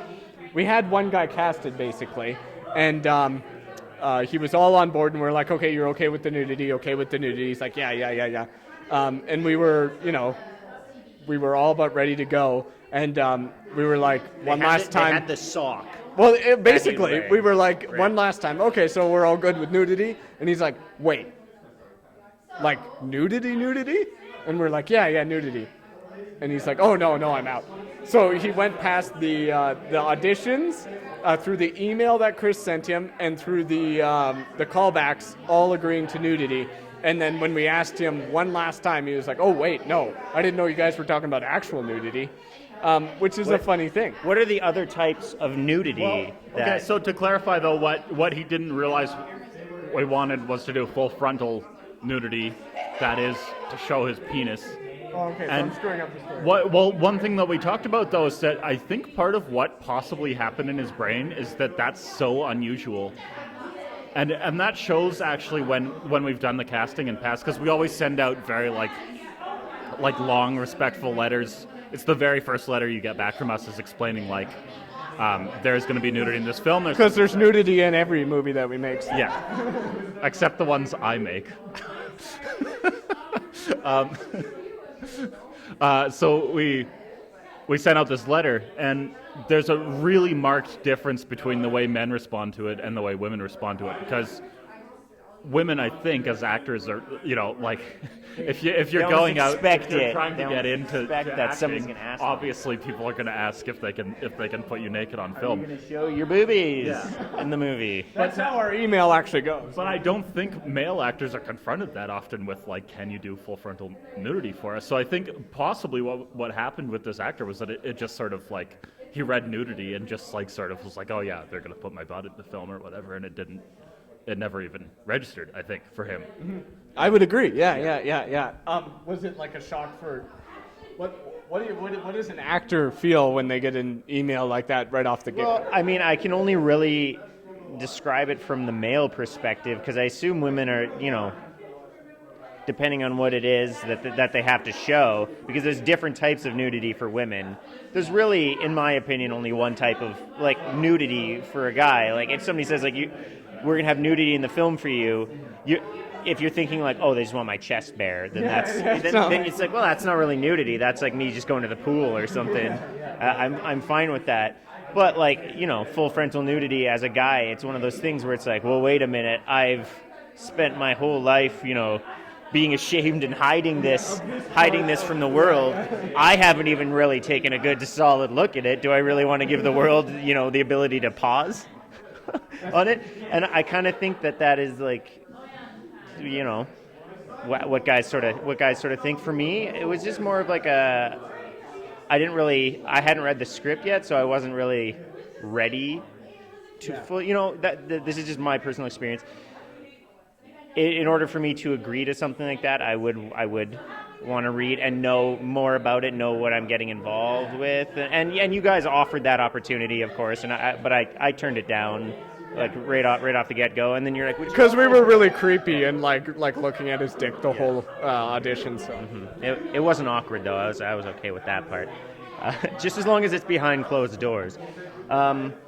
But then I got an email back and be like, would you like a bigger part like a bigger part in the movie then? And I was like, why did you ask for the nudity part then? Why not just offer me the biggest part in the movie? Well, see, that's the problem is so few people take it. You have to like go and like try to fill the nudity parts first, and then after those are filled, then you're like, okay, now we can fill the actually important parts. I always try to fill in the nudity parts first.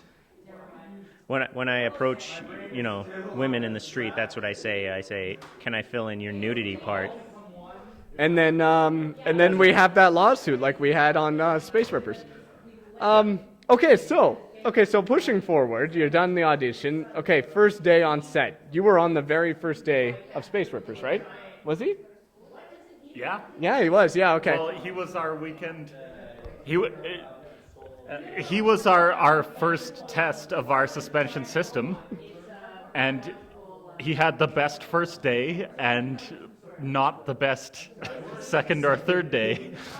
Okay, so why don't you explain that to us? Okay, so the story goes, there's so many stories, but I'm just going to stick with the main through line here. So I was up in the harness, and we're all having a good time, like just checking positions and stuff like that. What looks the best? Like, what's the best in outer space position? Yeah, so the harnesses, we used not suspension harnesses, but harnesses that for fall protection, because I got them for free from work. So we use these harnesses to emulate space, just to be clear there. I do want to add too that one thing Hans wasn't there for, but that was very true, was like we tested this with a whole bunch of people prior to any of the actors getting on it, of course, and one thing that was really apparent when Hans got into it for the first time was that like he was by far one of the most comfortable people in the system, and like had a lot more mobility with it than a lot of people. It felt less excruciating pain than a lot of people. I don't know about that. Well, less excruciating pain.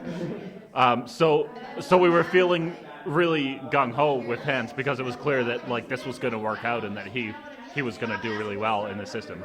So now that we've made excuses for ourselves, he can just rip us apart. All right. So I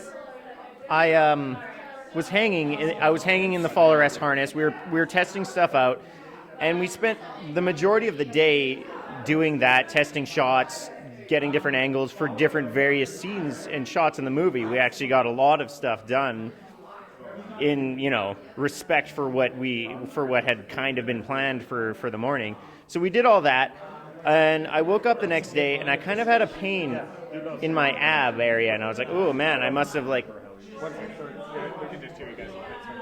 I had a pain in my ab, like my lower abdomen, and I was kind of just like, it's probably sore abs from doing spaceman stuff for hours on end. It made sense to me, so I went in the second day, filmed the whole second day, did pretty much the same sort of stuff, a little bit of stuff up in the harness, some stuff, most of the stuff actually was on the ground because I was not doing too good. I was like, guys, my abs are sore, let's do some, of the other stuff. So we got and Chris and I were like, oh god, he's gonna be one of those actors. One of these actors, a diva, get him a trailer. So I did that, and then I went home that day, and it didn't get better. In fact, it felt worse, but I was like, oh, we had a long day on set. It's probably just, the second day after a workout. When you work your legs really hard, the second day is like almost worse than the first. You're like, man, the pain isn't gone. In fact, it's worse. So that's what I thought. So I woke up the next day, and I was like, well, it's still hurting a lot, if not more. And I was in so much pain this time. At this point, I was kind of doubled over. So getting up from bed, doing anything like tying my shoes on and stuff was very painful. So I was like, well, I don't have to film first thing in the morning, so I'm just going to go to the walk-in clinic and see if maybe I tore an ab muscle or something. They can do an assessment. So I went to a walk-in clinic. The doctor assessed me. I told them everything that was going on. And basically what she did, in a calm voice too, this is the part that was very confusing to me. I was like, so what is it? Is it a torn muscle? Did I strain something? And she's like, no, you have appendicitis. You have to go to the emergency room right now. And then she turned to the computer and started typing stuff away from me. And I'm sitting in my gown, naked on the table, just nothing but the gown on. And I was like like now? like right now? And she's like, yes, I'm just going to type up, the information or whatever to give to the hospital workers. So I was like, okay. So I gathered all my things, got my clothes back on, and I waited out in the lobby area, the waiting room area. And she spelled my name wrong 3 times, so I had to get her to print off. And we're sitting there waiting in pain. She had to print off the form 3 times because she kept on spelling my name wrong, which once you see the movie, or if you look up my name on IMDb, you'll be like, I can see why she would do that. But yeah, it's an easy name. In any case, I went to the hospital. They looked me over. They did all the scans and had me drink the dye to check my innards and stuff. And they found nothing wrong. They said there was just like some blood pooling in here, which is something wrong. But he said it like nothing like terribly wrong. There's nothing like, you don't need to get your appendix removed. You don't need surgery. He said just take it easy for 6 days. And you'll be back in action. So in reaction to finding this out, what we did was we went and got another one of our actors, Morgan, and we put her up in the harness and then made her go and sit in the harness in 30-degree heat until she passed out. So that's the Cali-B. She lasted 5 minutes. I lasted probably a good 6 or 7 hours. So that's just my sleek design. It's my sleek German engineering. Nice. So I guess we've been on a really negative go here so far because our stream has been really fucking up thus far. So we might as well continue with this negativeness and bring in more negativity. That was a good story. That was a very good story, but very it made us look bad, which wasn't good. But so it was for us, it was a very rough shoot, and I know every day I would come in and be like, I can't believe the actors have to come in here and see an unfinished set when we're supposed to be shooting on it today, or I can't believe they have to come in and lay on this couch which has spiders and mice in it or something. What was your favorite kind of story of shooting that, or worst story of shooting minus what you just told? Well, obviously that was my worst experience, which is kind of good. I always like to get, if you start something new, getting the worst experience out of the way, on the first day is pretty ideal. Yeah.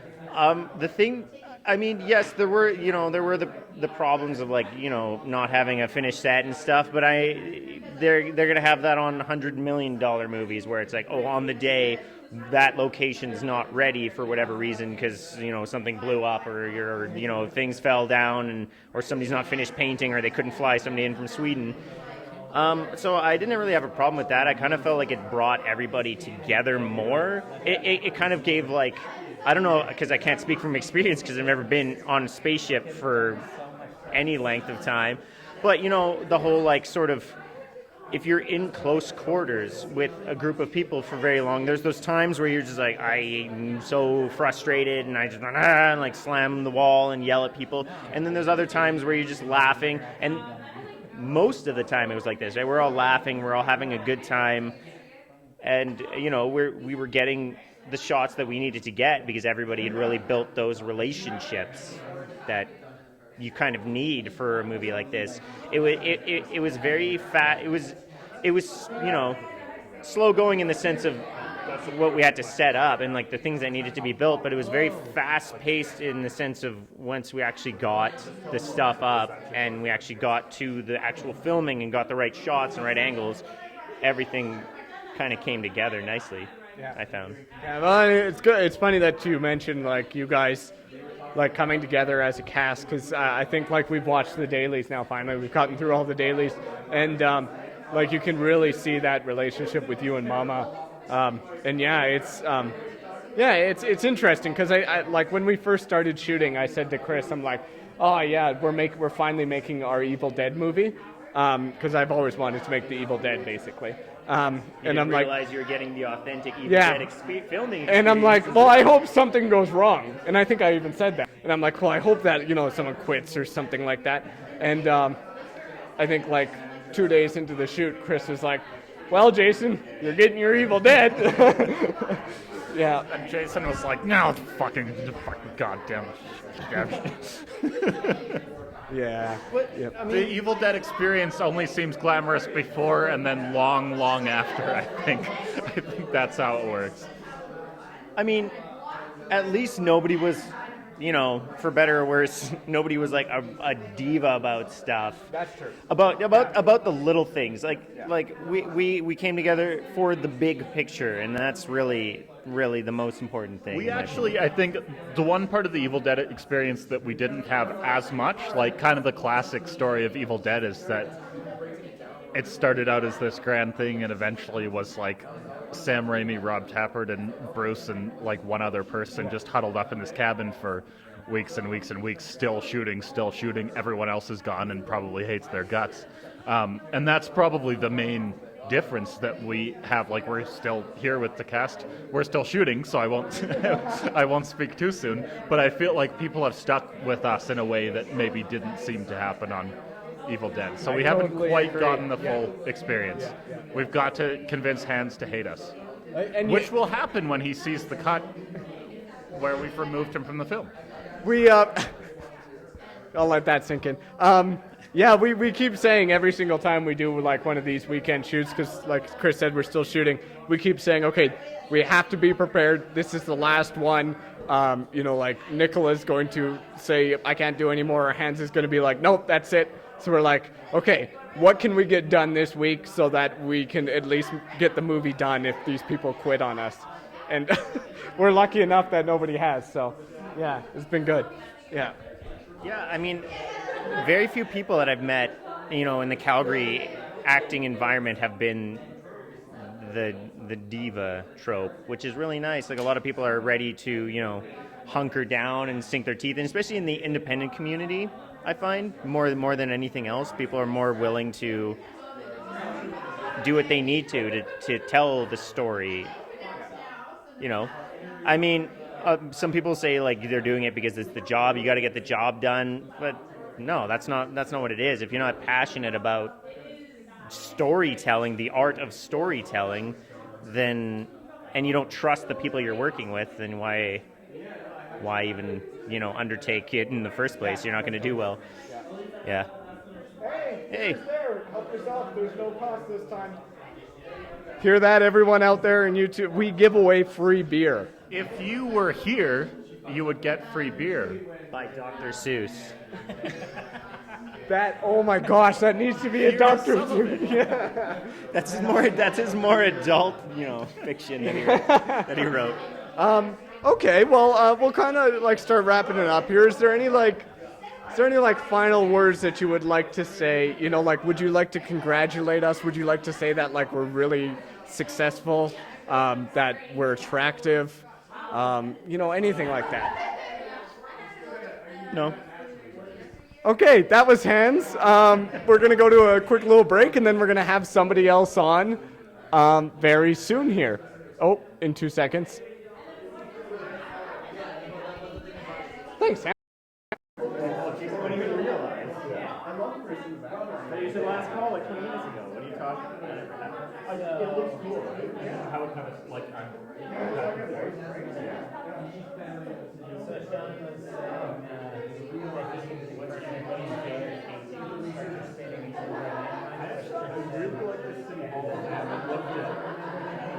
didn't see that. I haven't done the round, but that one. I do like it. Okay, perfect. You know what he's talking about? They can hear No, us so- too, which is really funny. You know what he's talking about?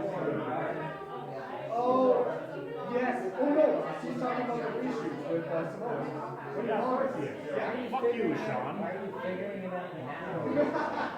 Figure it out when you're on. There's also. Nice. How's your thing going?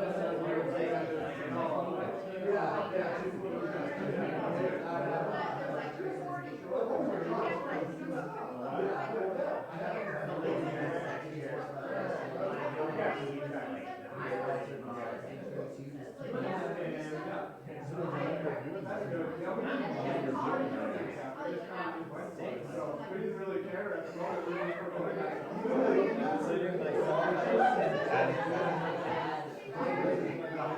So, Asha, George, John, Mike,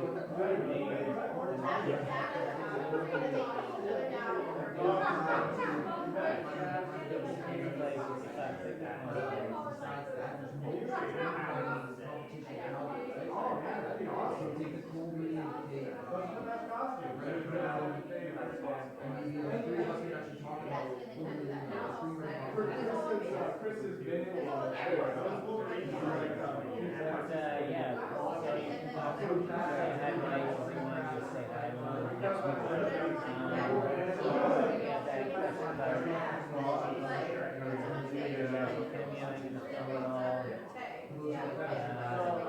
she already mentioned that we built that giant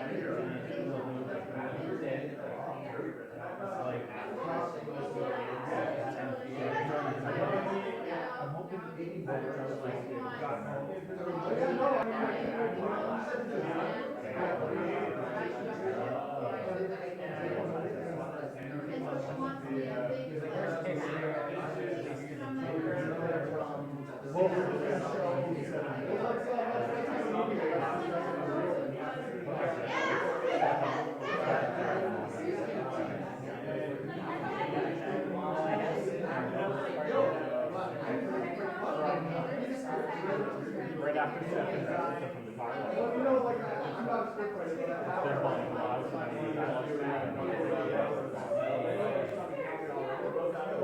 totally after doing something. There's one. Oh, that's what it is.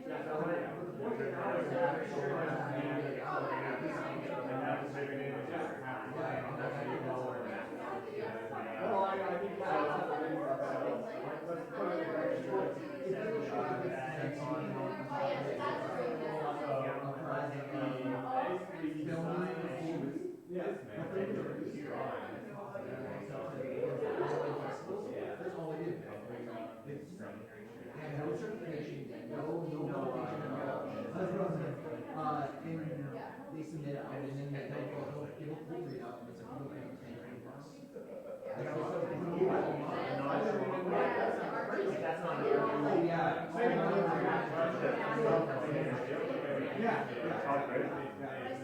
Well, if we were. sorry to I'm just so.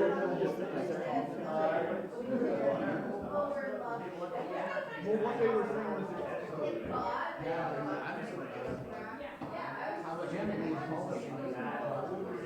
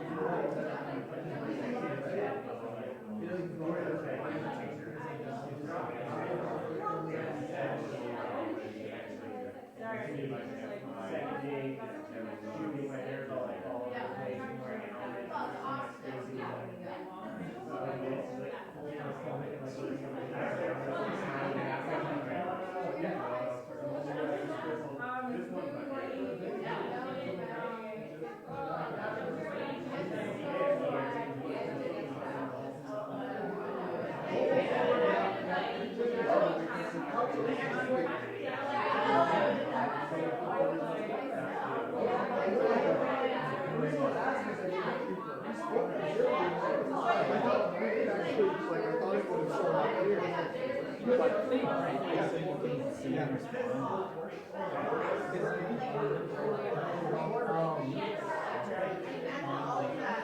Twitch is so much better than YouTube. That's part of the reason why our streams are slightly shitty, because YouTube is slightly shitty. Because Twitch is actually only allowed gaming.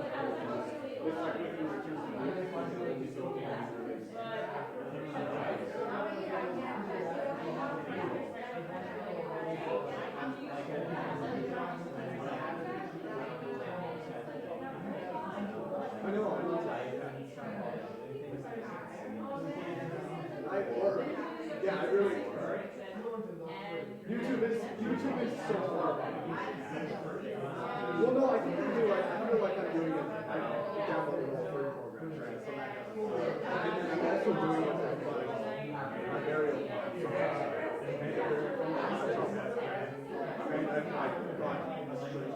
I'm not doing it.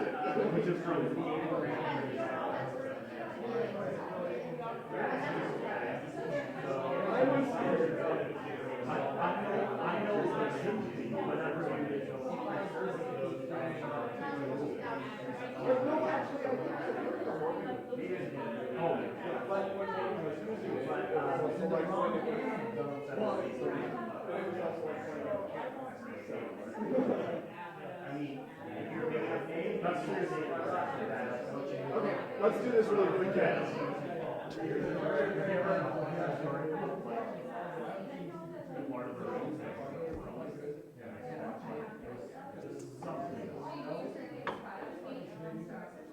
Chris. Oh, sorry.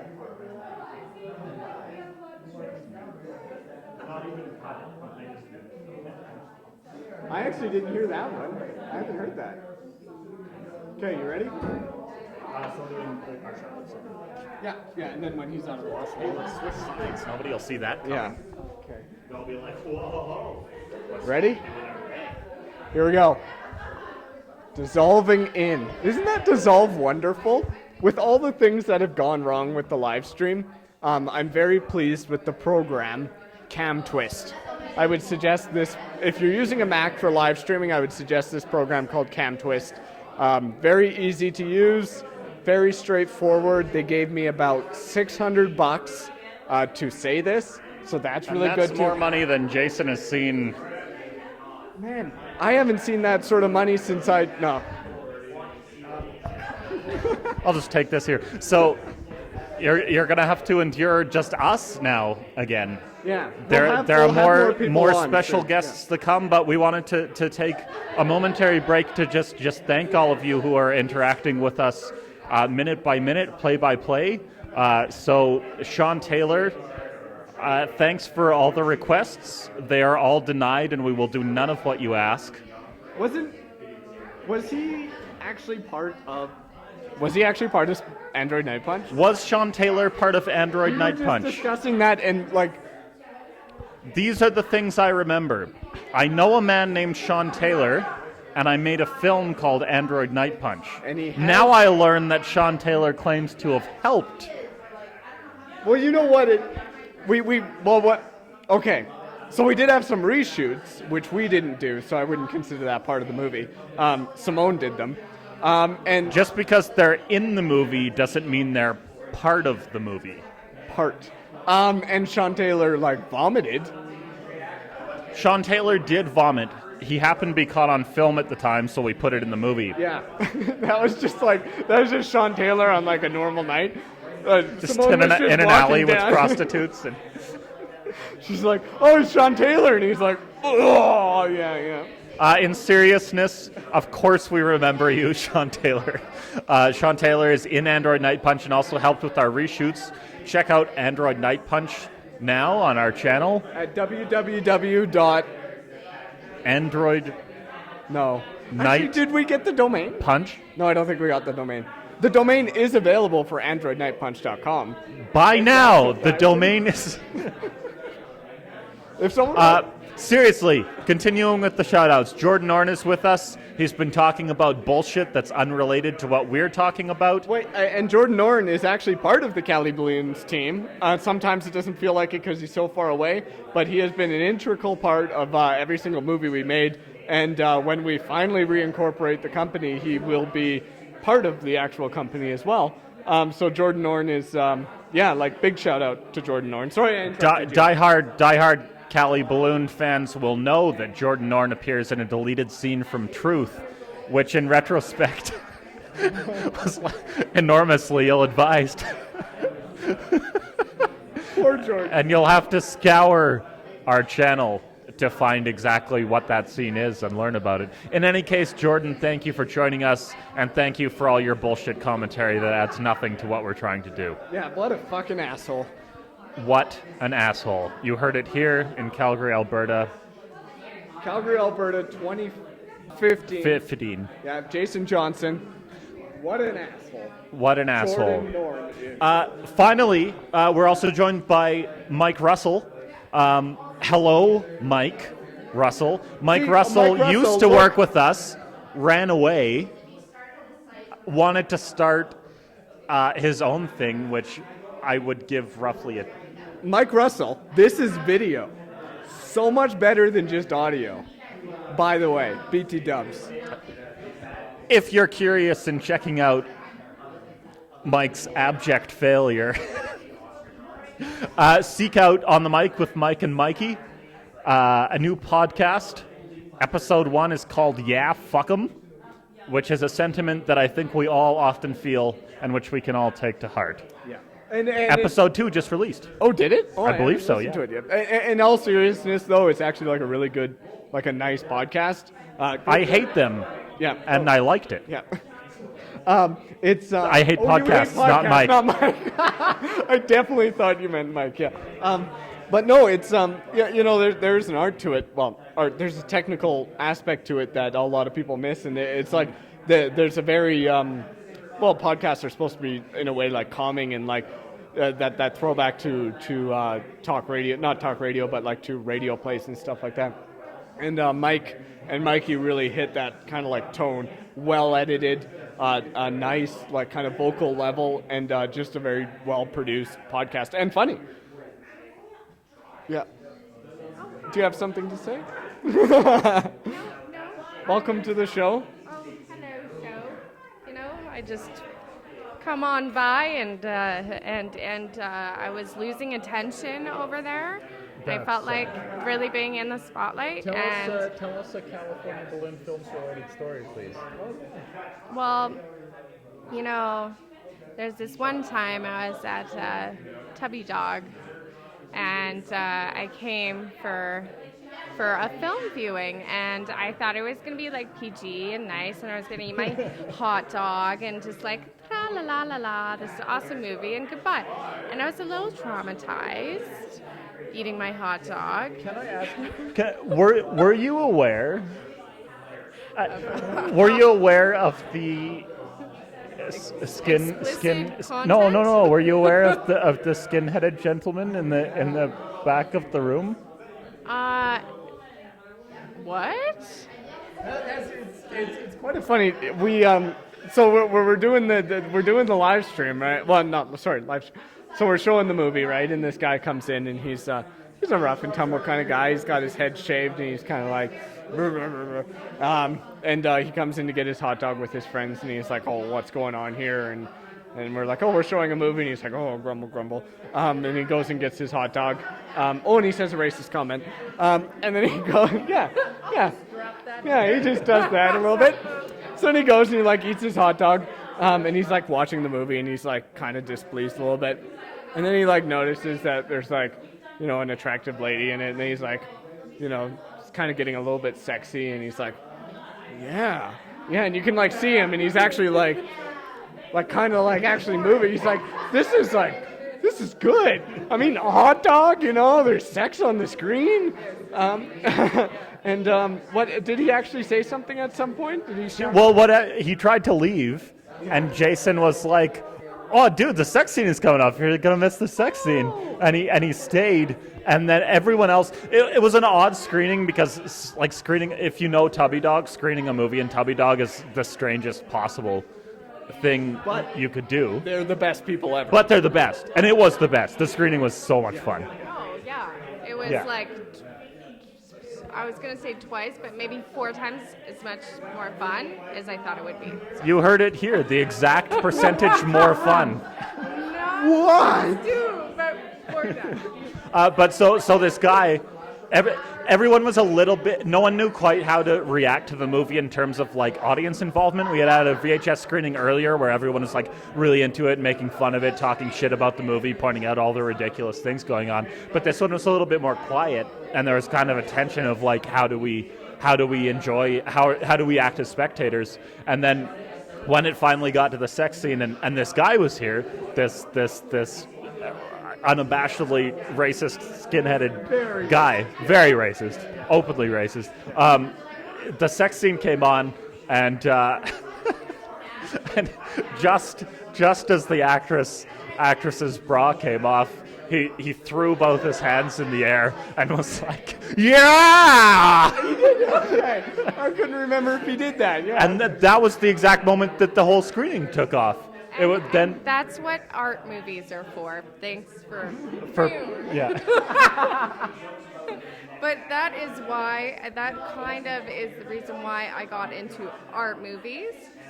Since we watch a lot on Netflix, I was like, what is this art movies thing? And titties were, and big bushes were probably the first attraction. Nicola's already pointed that out too. Yeah, Nicola has mentioned that. Yeah. And then it just got better from there. So, I definitely do have this image of him just sitting there with his hot dog and being like, yeah, okay, this is okay. This is all right. Yeah. And you're right, he did leave. So he got bored right before the sex scene. But yeah, it's, yeah. But then not bored once. Yeah, once there were boobs on the screen. So when are we going to watch a movie is my second question. I didn't actually ask a first question. I was just like watch a movie. We do have another film clip coming up. I haven't teased it yet, but actually, speaking of Jordan Norton, we're going back to the pre-Cali balloon era when Jason hadn't yet I'm like the outcast. Graced our lives. You know what's it's pretty funny is that the Cali Balloons was actually Michelle Duran. Oh, nice. Cali Balloons was Michelle Duran and I, right? That's how it started. It's actually still incorporated with us too. And it was our company. And what it turned into was the Nelson crew. And time again, this Nelson crew are the people who come through.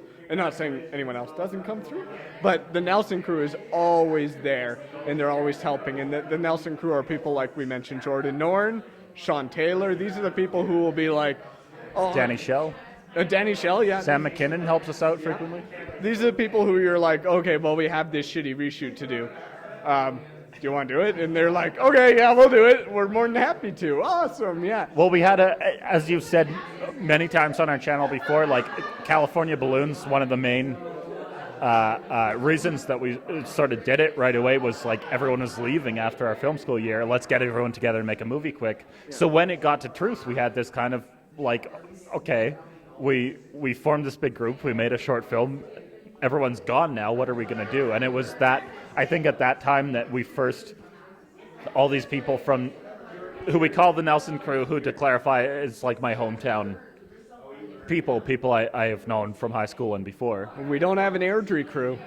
Yet. Airdrie crew, where are you?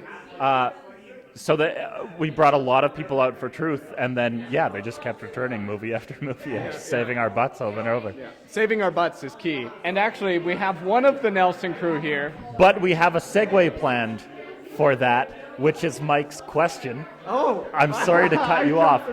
Segue. I jumped off the Segway. It's floating over there. Look. It's in circles. Hitting the road, hitting the wall. Swishing for a Weird Al Yankovic to make it entertaining. Thanks. Mike asked the question earlier, do we cameo in the film? And I'm not sure. Okay, well, we've spoken of this as our Evil Dead experience. From Evil Dead comes the term shemping. From Sam Raimi and Evil Dead comes the term shemping. And shemping is?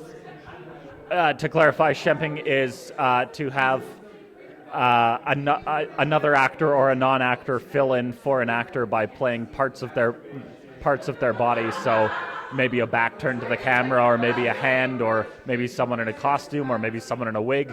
Anyway, it's when you don't from the Three Stooges. Oh, yeah. When you don't have the real actor, you got a shemp in there instead. Yeah. As we discussed earlier, Evil Dead had this problem. We also had the problem on Space Rippers.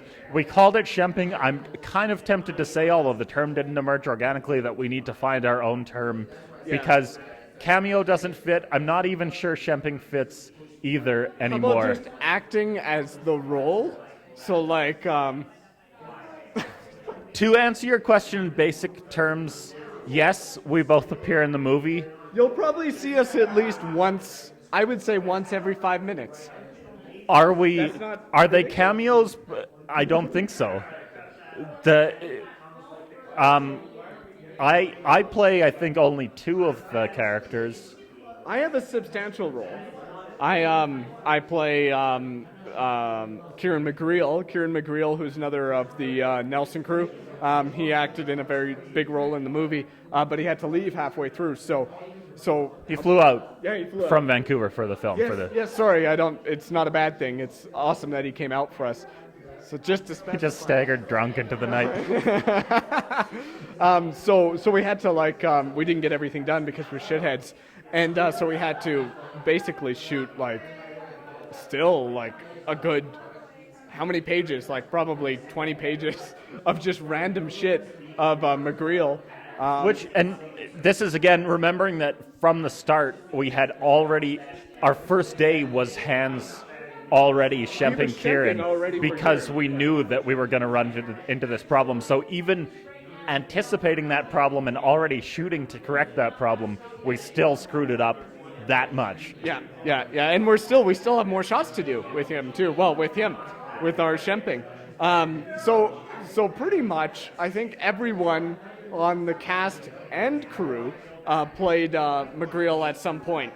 So we're just okay. That was one of my bigger roles, was to play McGreal when his face is ripped off, because I'm a pretty skinny guy here, very slender face. So if a face were to be ripped off, it would have been my face, and I took that very seriously. I was like, this is my You don't bullshit when you're the producer who wanted to direct but didn't get to direct. That's the story. You take your one role in the movie very seriously, and I'm very excited about that scene. Actually, we knew we had to make the call. We both shaved our heads. Yes. We didn't know on the morning of shooting it who was going to end up doing it. We both had long hair. We both shaved our heads because we knew this had to get done. Yeah. And I think in the collective memory of the Space Rippers crew at least, and hopefully once we start releasing some behind-the-scenes photos for all of you as well, an iconic image of the Space Rippers shoot is Jason in full face ripped off makeup, so just a bloody scab for his entire face, bald, wearing a spacesuit, wearing space boots, mopping the floor of the set with his face set in this perfectly still, sad look, which he needed to maintain the makeup so it wouldn't run. See, it was really good because I could feed off the energy of my girlfriend being incredibly mad at me for cutting my hair, and I don't blame her for that. And so it was nice. So I got that I'm really mad at you, so now I can be really sad, But okay, so that leads us now. So yeah, long story short, a lot of the cast and even more so a lot of the crew appear constantly in this film, and you won't know it because we're so darn good at shemping. This might be a joke. You might know it. When the leg changes from a normal size to my size, that's when you notice. there's a shot. I won't say when it is, but I will tell you that I fill in for Miko, our absolute ripped beefcake But he nails it. actor. My arms are not quite as large as his. I'll challenge you when you see the finished film. Can you figure out when I play the non-black actor? But anyway, Let's get in. Let's get in. We have one of these random shempers here.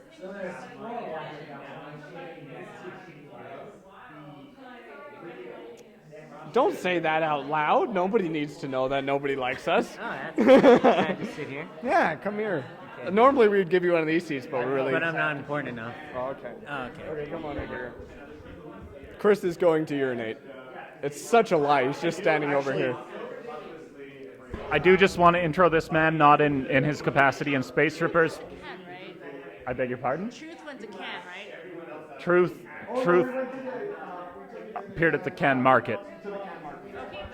I want to introduce the gentleman sitting to my right, which is your left, viewer. That's not true. I want to introduce the man sitting to my right first in the capacity that I've known him. So this is a junior high and high school friend of mine who long held the name number one fan. And that I think emerged during Gus FM, which was our live performance show in high school lunch hours. Oh, I had my own chair at lunch. They reserved me a chair at the very front because I was always the one that was laughing like an asshole the most. So he has a great laugh, and more importantly than his great laugh is the fact that he'll laugh at the stupidest possible jokes, which is really important for us. So long before we even began this California Balloon Films venture, this man was our number one fan, and he's stuck with us through all that time. And Jason can introduce him in a more professional capacity in terms of his relationship to Cali Balloons and Space Rippers. But many of these relationships are forged for decades ago. That's not a phrase that appears in Token. I'll pass you over here. Sorry, I was grabbing at the microphone just because I wanted to add in my 2 bits too. There we go. We're back on. Okay, it's maybe. It's pretty funny that the stream went offline whilst introducing this asshole next to me. So to backtrack. You also introduced me as this Scott. Did I? Yeah.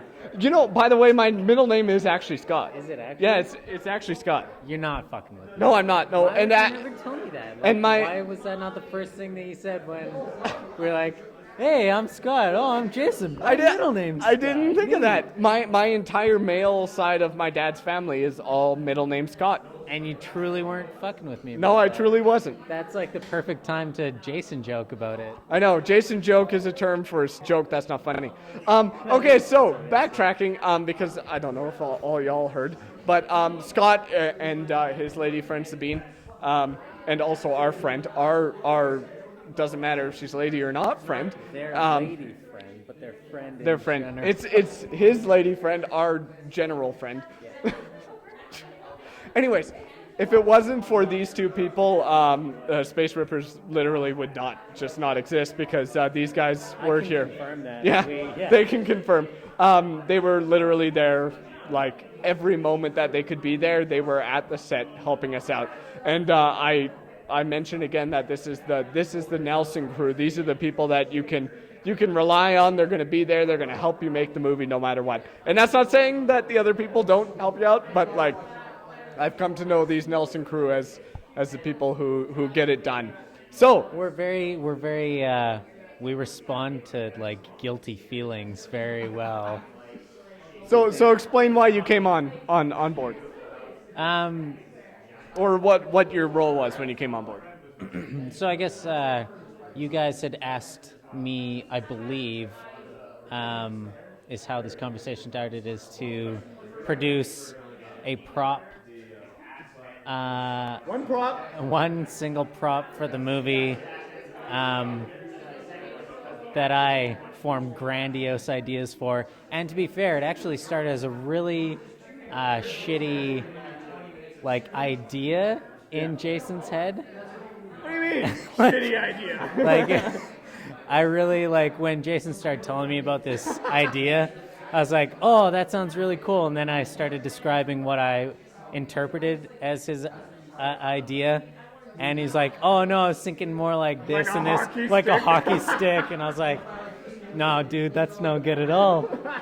That was literally how the conversation went too. And so I think that what I came up with was a lot better, but basically it was a prop that is intended to propel the Rippers around through space by like a thing on their arm, a jet propulsion thing on their arm. And so I went to work for a few weeks collecting parts and pieces and creating what I thought was a magnificent prop. It's so fucking cool. It's not just what he thought. It is so cool. Functional, and I believe true to my description of what I wanted for it, which I couldn't believe by the time I finished it, that it actually did the thing that I thought I was going to do. Because that rarely happens, I think. How often do you, as a person, sit down, think, I'm going to make this thing, and then, you make it, and it, works? And it's, the thing that you meant Yeah, to make. that shit never happens. So, I made this thing, and, it had a... Oh, shit. Are we... What? No, we're okay. Keep talking. You sure? It had a... It was it threw flame, it ignited flame, and there's this propane cartridge that you got to twist in, and I was thinking maybe they would be able to film a movie, where they undo the thing, put another thing in, and so that didn't really happen, but that function. A lot didn't happen.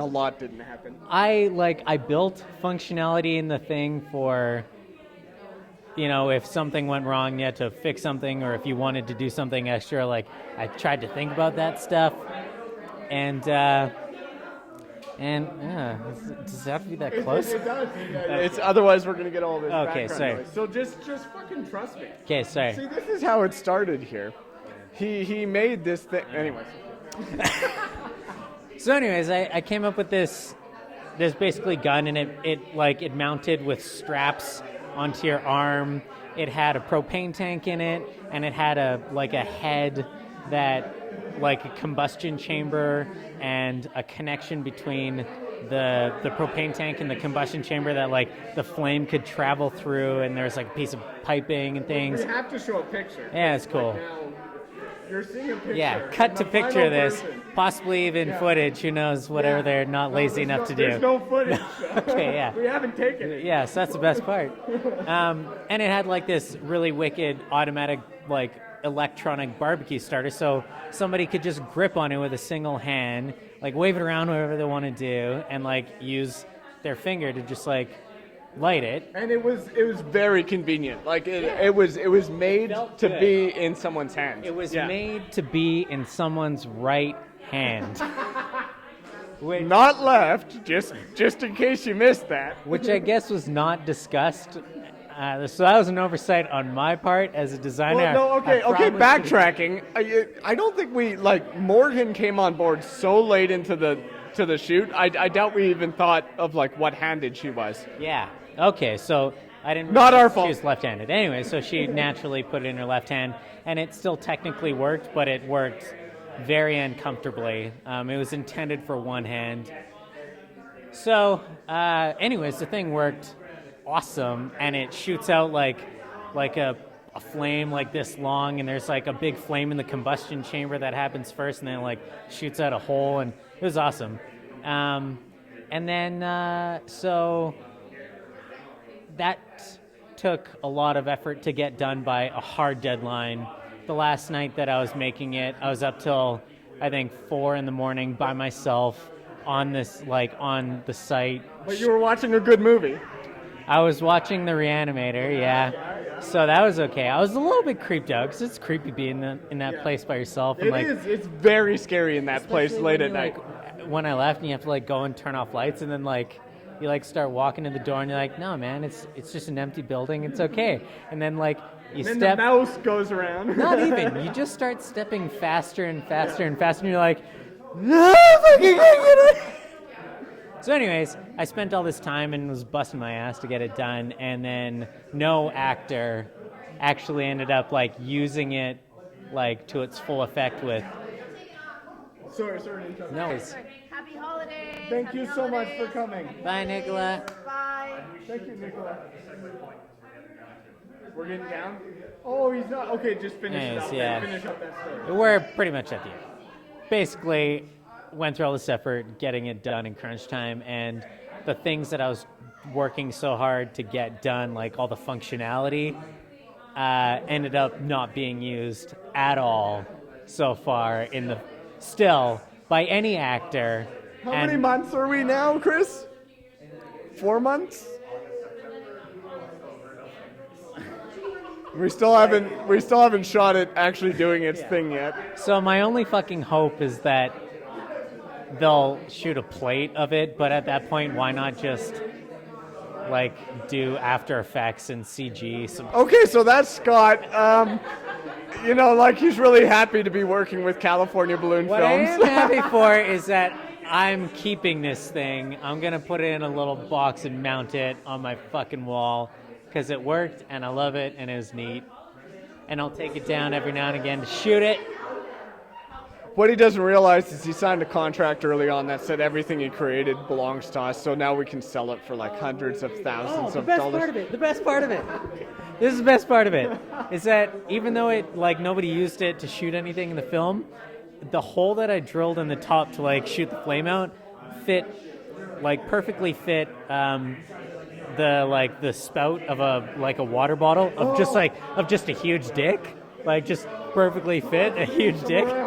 No, it perfectly fit a water bottle spout, so you could like put a water bottle on it, like a liter bottle, let it fill up with a bit of gas, and then shoot it off, and it would launch like a rocket in the air. It would explode. Yeah, you could see the flame explode in the bottle though. And one time it destroyed the bottle. One time it did just explode like a little bomb. So to be clear, Scott is an engineer. Technically an engineer. So I would think twice before hiring him. But as a side note, this is also Sabine, who is another half of herself, and another half of who made the movie possible. I talked about Scott's lady friend. This is Sabine, and we're incredibly indebted to both of these people for helping to make Space Rippers. This is all about Space Rippers, by the way. We've also made other movies. You should go look at them. But anyways, here's Sabine. Hey guys. Nice. All right. That was me. We're going to go for a little bit of a quick break, and then we're almost done for tonight. We have to be out of here by 10. We might go over. Sorry, Lisa. I hope we don't. Oh, wait. Okay, just pretend this isn't happening, everyone. Okay, bye. We're coming back in a few seconds. Bye.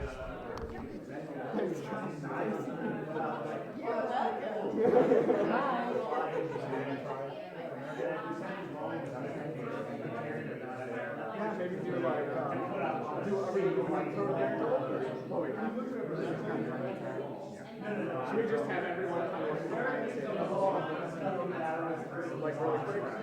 Yeah, it would just be nice, like, maybe we just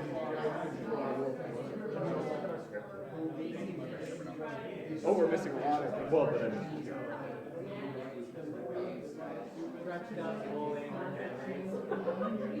Talk about, okay, so, vlog, Chris and I, we haven't done the, well, we did do that, yeah, we just didn't post it because we can't do that.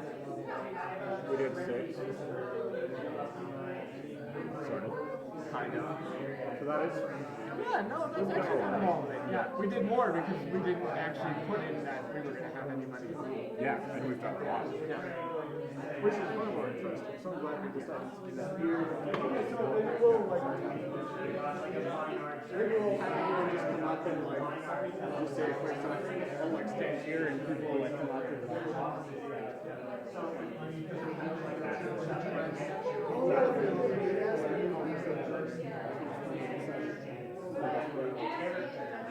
Maybe we start with that. It'll be like 3 people and then thank you guys for the sake of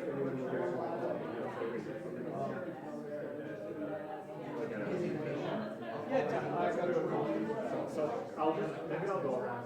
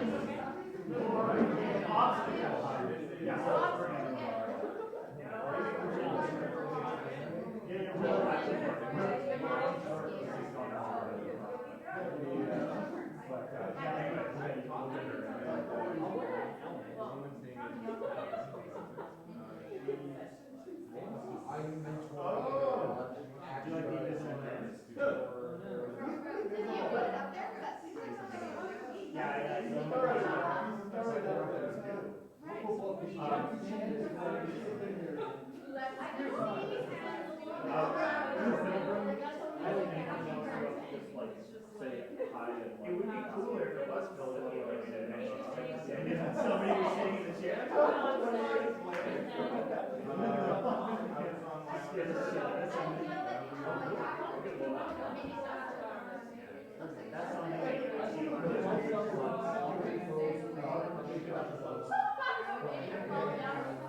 It's filled with aliens, personally.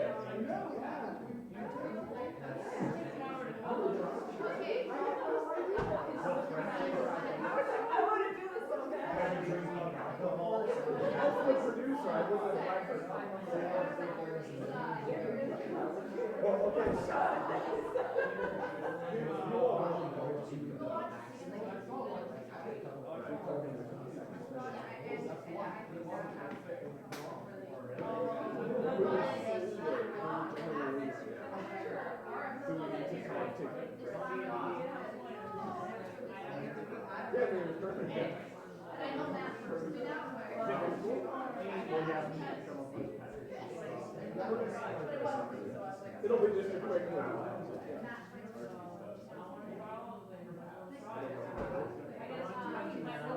Is that what you're doing? Totally.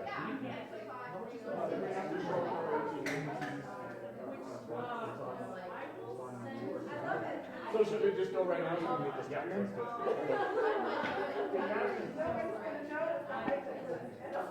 But 2 seconds, we'll introduce you. Okay. Yeah, so just stand up.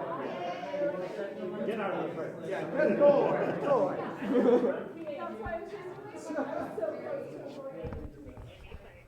I was so excited to be in the movie.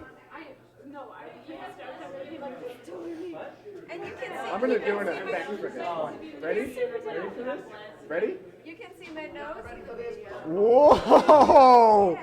See that effect? That dissolve effect?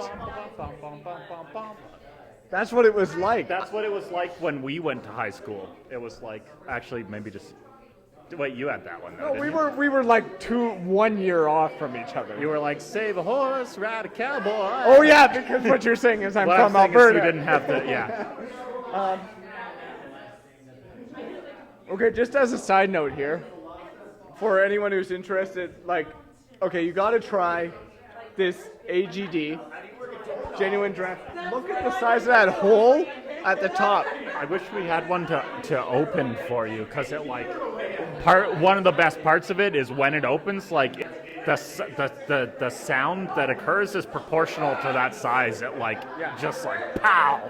I don't know if y'all, when you were young, we used to like to go get jolts. And when you opened a jolt, it like steamed. Yeah, totally. Yeah, and that's basically the equivalent for beer with this beer. Okay, so that was nice to have Scott on, and we've had some good interviews here, and it's a Now bit. we'd like to move on to some bad. No, it's a bit different than what we had planned, and that's kind of like the Cali Balloons way, is that where we plan something and then we throw it away 2 seconds after we start. Because we're artists. Because we're artists. Yeah.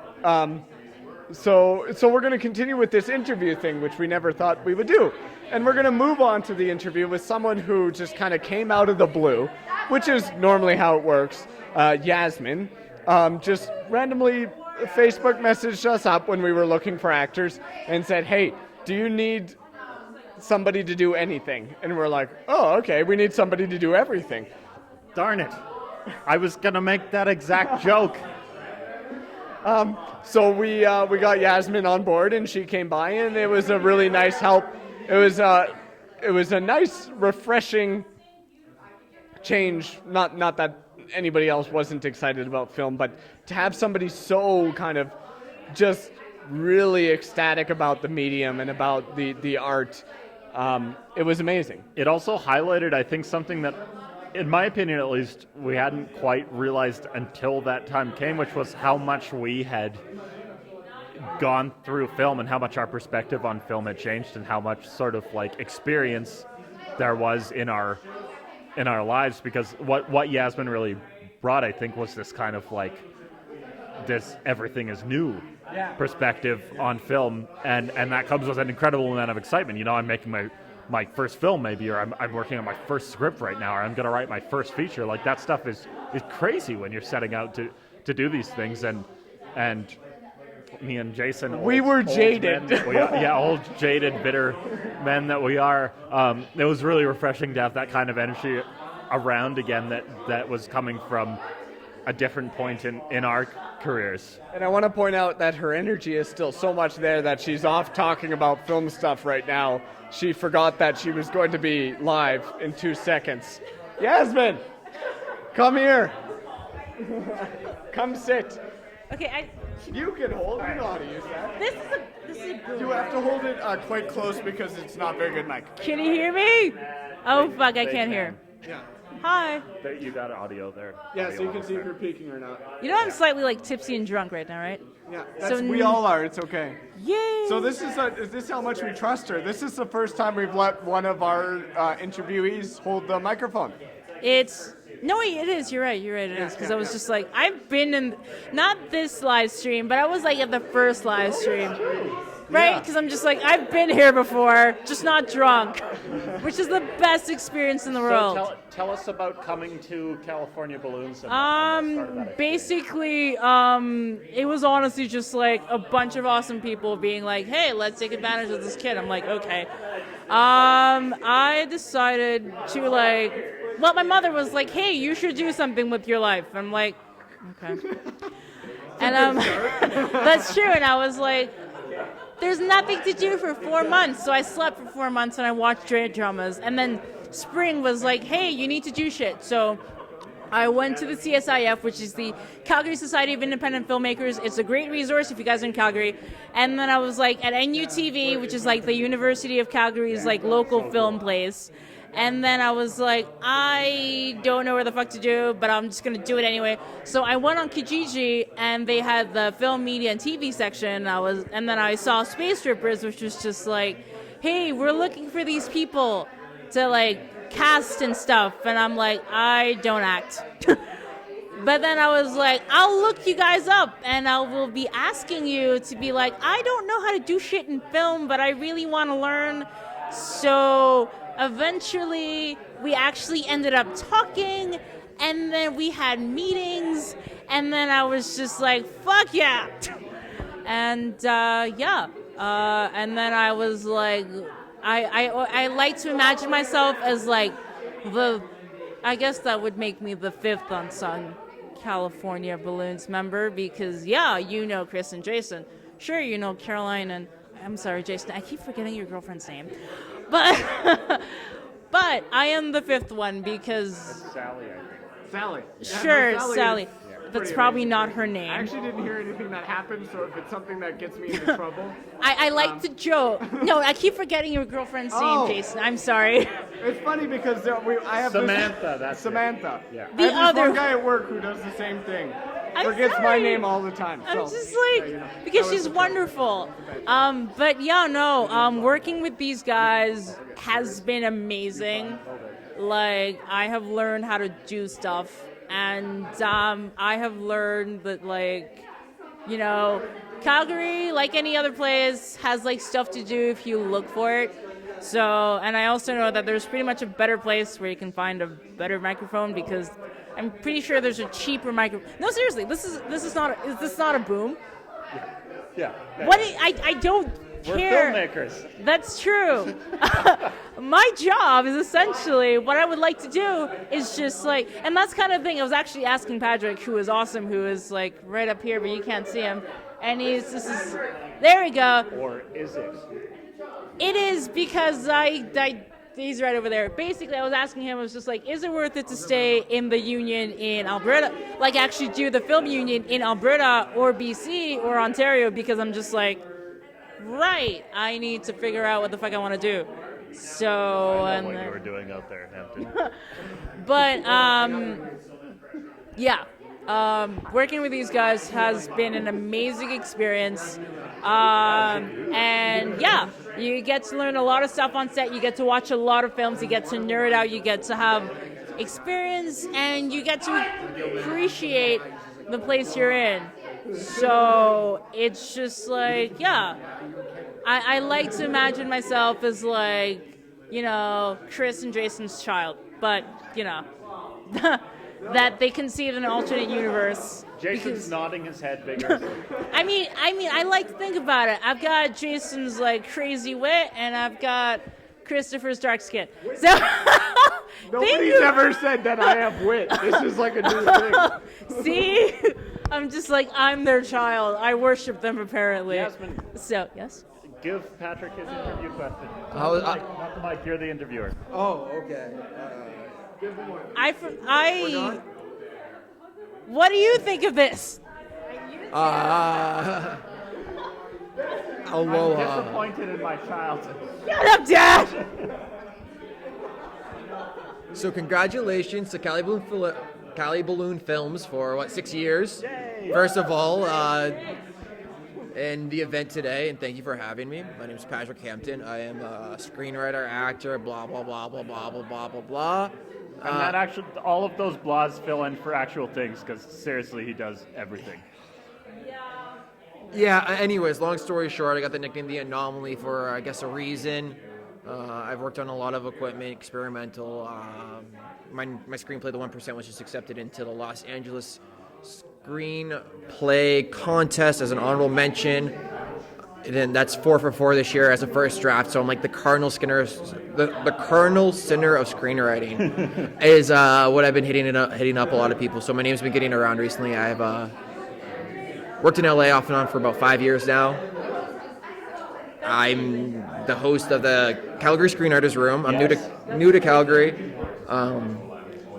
Like I said, I got the nickname The Anomaly. I've been to Sundance, produced events at Sundance. I try to stay away from directing because I feel like there's enough to do to learn. So I respect everyone that directs, but I'll direct later in my career, and I have no option in that. I think that's an explanation of it. I have no option in that decision either, and that's because of I'm the Colonel Sinner of screenwriting.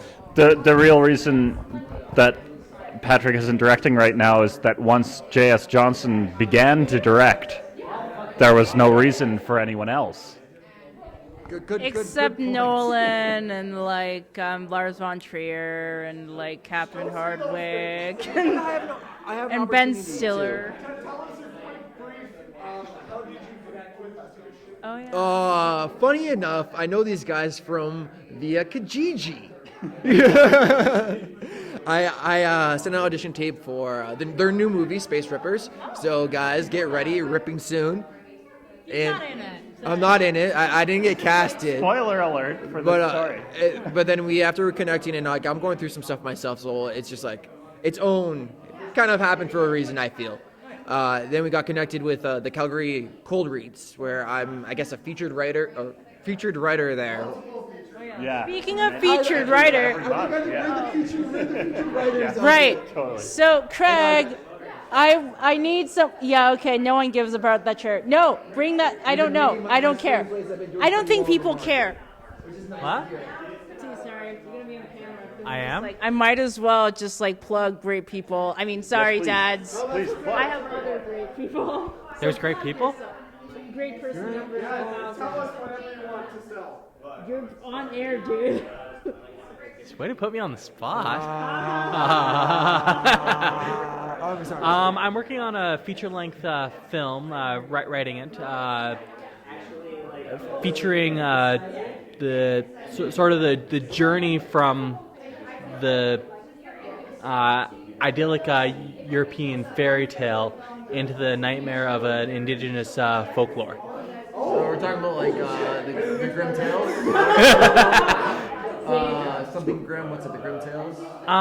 No, very much more the Disney-esque fairy tales, and then two young women, one that's been sheltered her entire life by nuns, so sort of makes a break for it, and she gets lured in by evil, malevolent spirit into her fantasy of this fairy tale landscape, and as she journeys further and further into it, discover it's the reality of it pulls away, and she discovers that she's being lured into a trap by a creature from indigenous one of a demon, the Zakawa, the child eater of West Coast folklore, and yeah.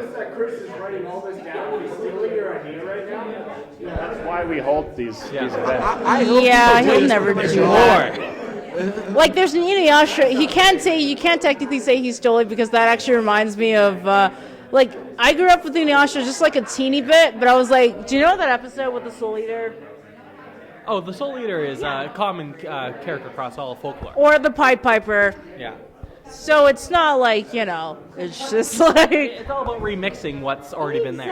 Oh, that would be hilarious. What is the hotline? There's some sort of hotline thing Speaking trick of, in there. I'm stealing this because time has gotten away from us, and we've paid a lot of money to be here.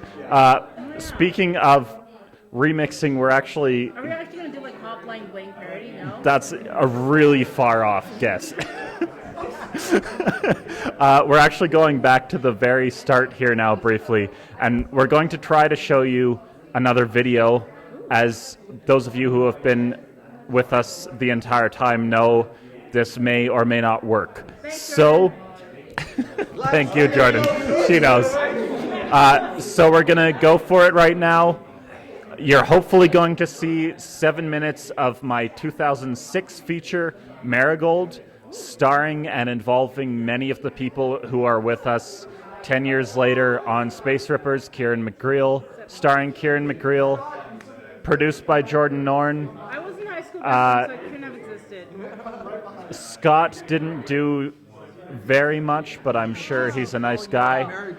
We're moving over to Marigold right now. This is my first feature, and it comes from a very different time in my life, a pre-California Balloon Films time in my life. Please enjoy 7 minutes, or perhaps just one. Obviously, it was the Dark Ages. Happy California Balloons Day. Happy Balloons Day. That was a long one. Oh, yeah. What? I'm pretty sure it's the Suburbia. Oh wait, I still screwed it up. What?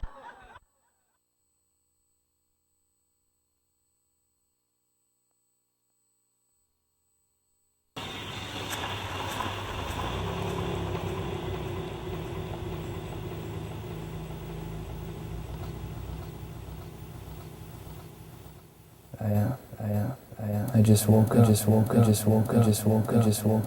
were gone. You were gone.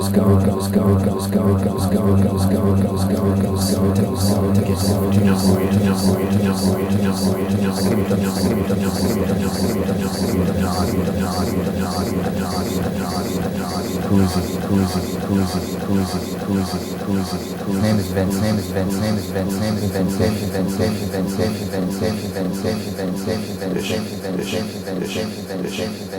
I know that.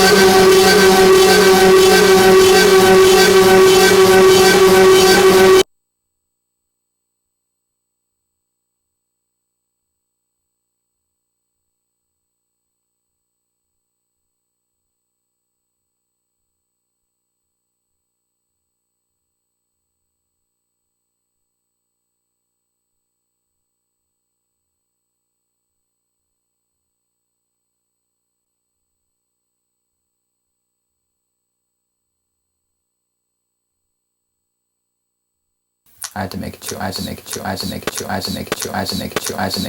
he pulled that gun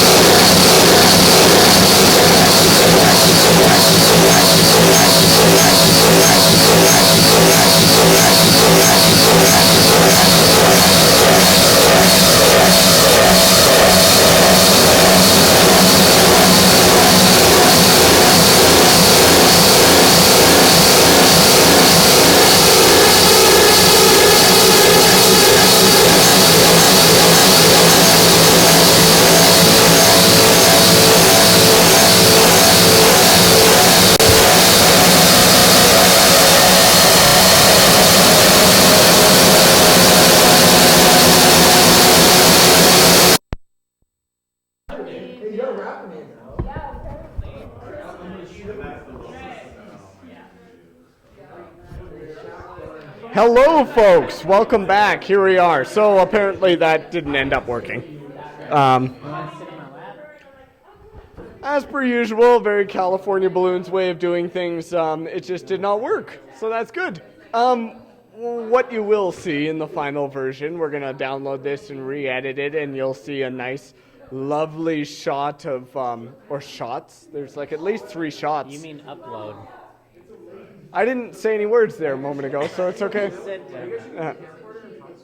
Yeah, we're just shooting on that. Yeah. Oh, that over there?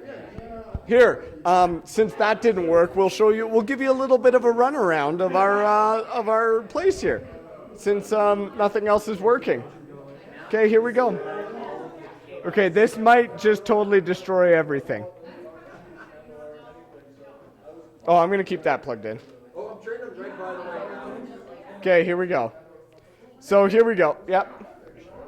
Okay, we're wrapping it up. All right, so here we go. This is lovely Loft 112.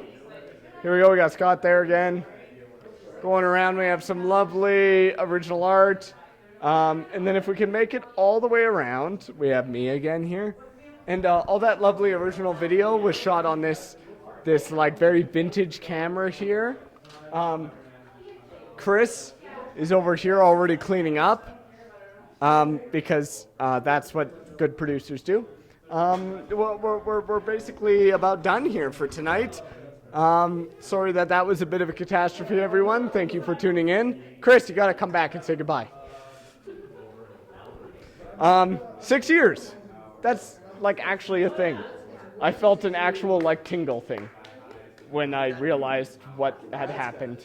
Thank you. It's tempting to make a penis joke when someone says that they felt an actual tingling thing, but I'm going to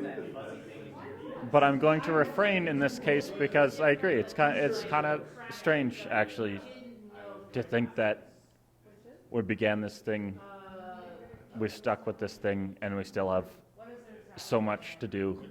We have movies to finish, and we have movies to release, and we have new directions in which to take our company, and it's been crazy, and it's only going to get crazier now, and we both have lives that are continuing to move in strange, new, unexpected trajectories, and yet California Balloons lives on, which is so awesome, and I think really exciting. Yeah, so look out. There is actually very exciting things coming, and I don't know about you, Chris, but I'm pretty stoked about where California Balloon Films is going, and we're going to reincorporate in Alberta here within the next couple of months, and you got a lot of fun coming. So look out for our channel, subscribe, like. Can you like on Facebook? I mean, you can like on Facebook. Can you like on? Yeah, you can like on YouTube. Yeah. Okay. Yeah, give us the thingy. Give it. Okay. Goodbye.